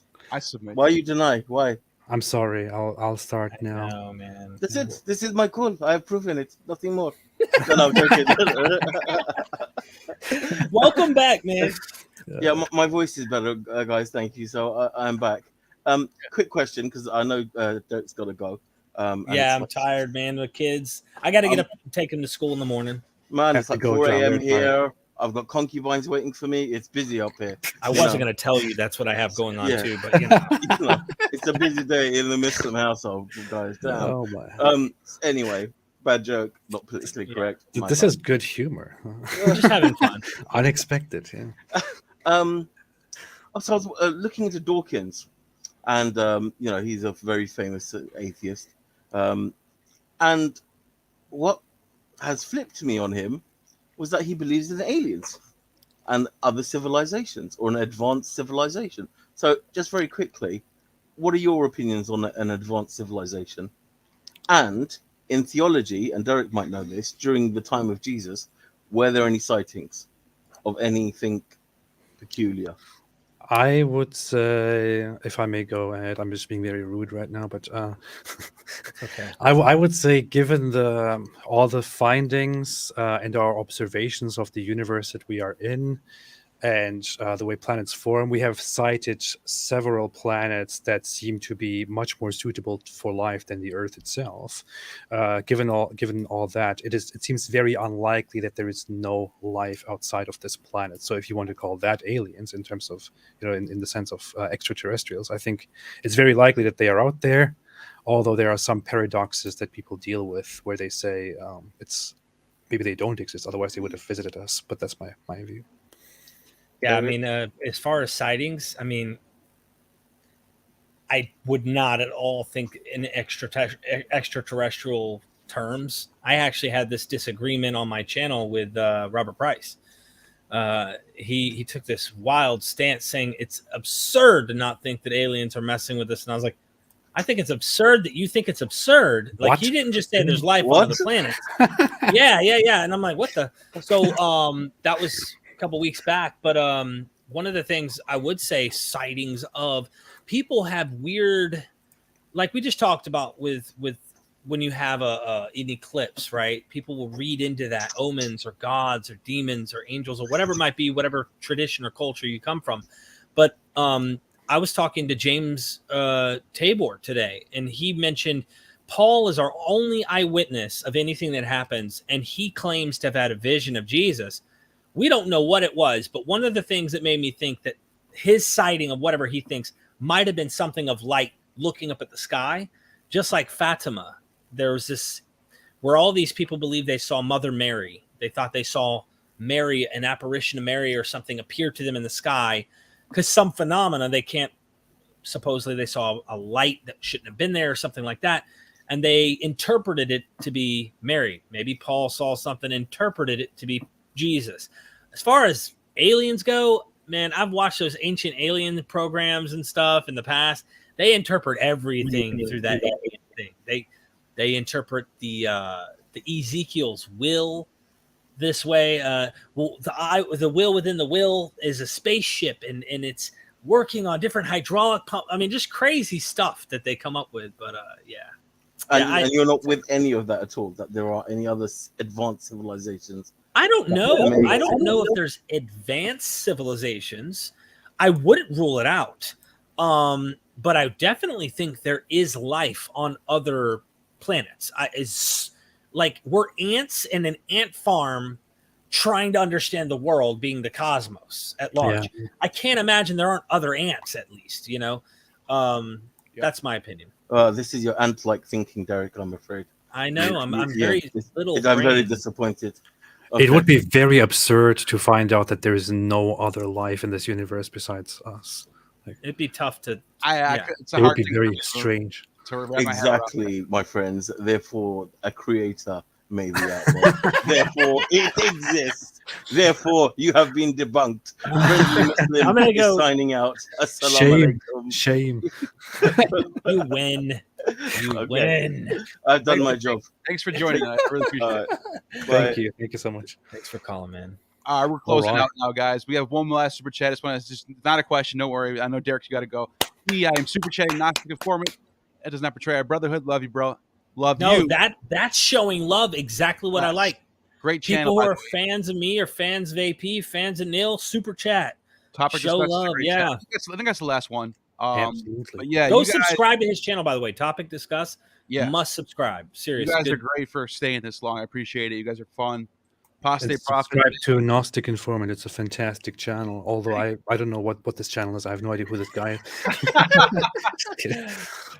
But actually, when I had you on like 4 months ago, I think it was 4 or 5 months ago. Yeah. At the time, that was my biggest video. Oh. Like I had like maybe one video with 1,000 views, maybe like 1,200. And I did a video with you. It was like boom, 8,000 views. I was like, whoa! It just jumped like.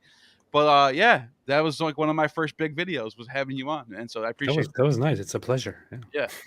Someone just popped this on quick. What's your opinion of Demiurge? We don't have enough time for that one, but I appreciate the super chat. We will do it next time.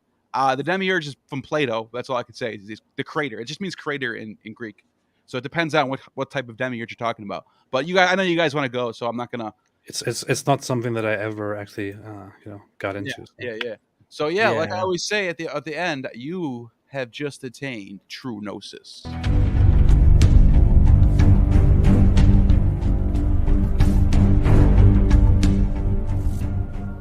You have just attained true gnosis. The Demiurge has no power over you.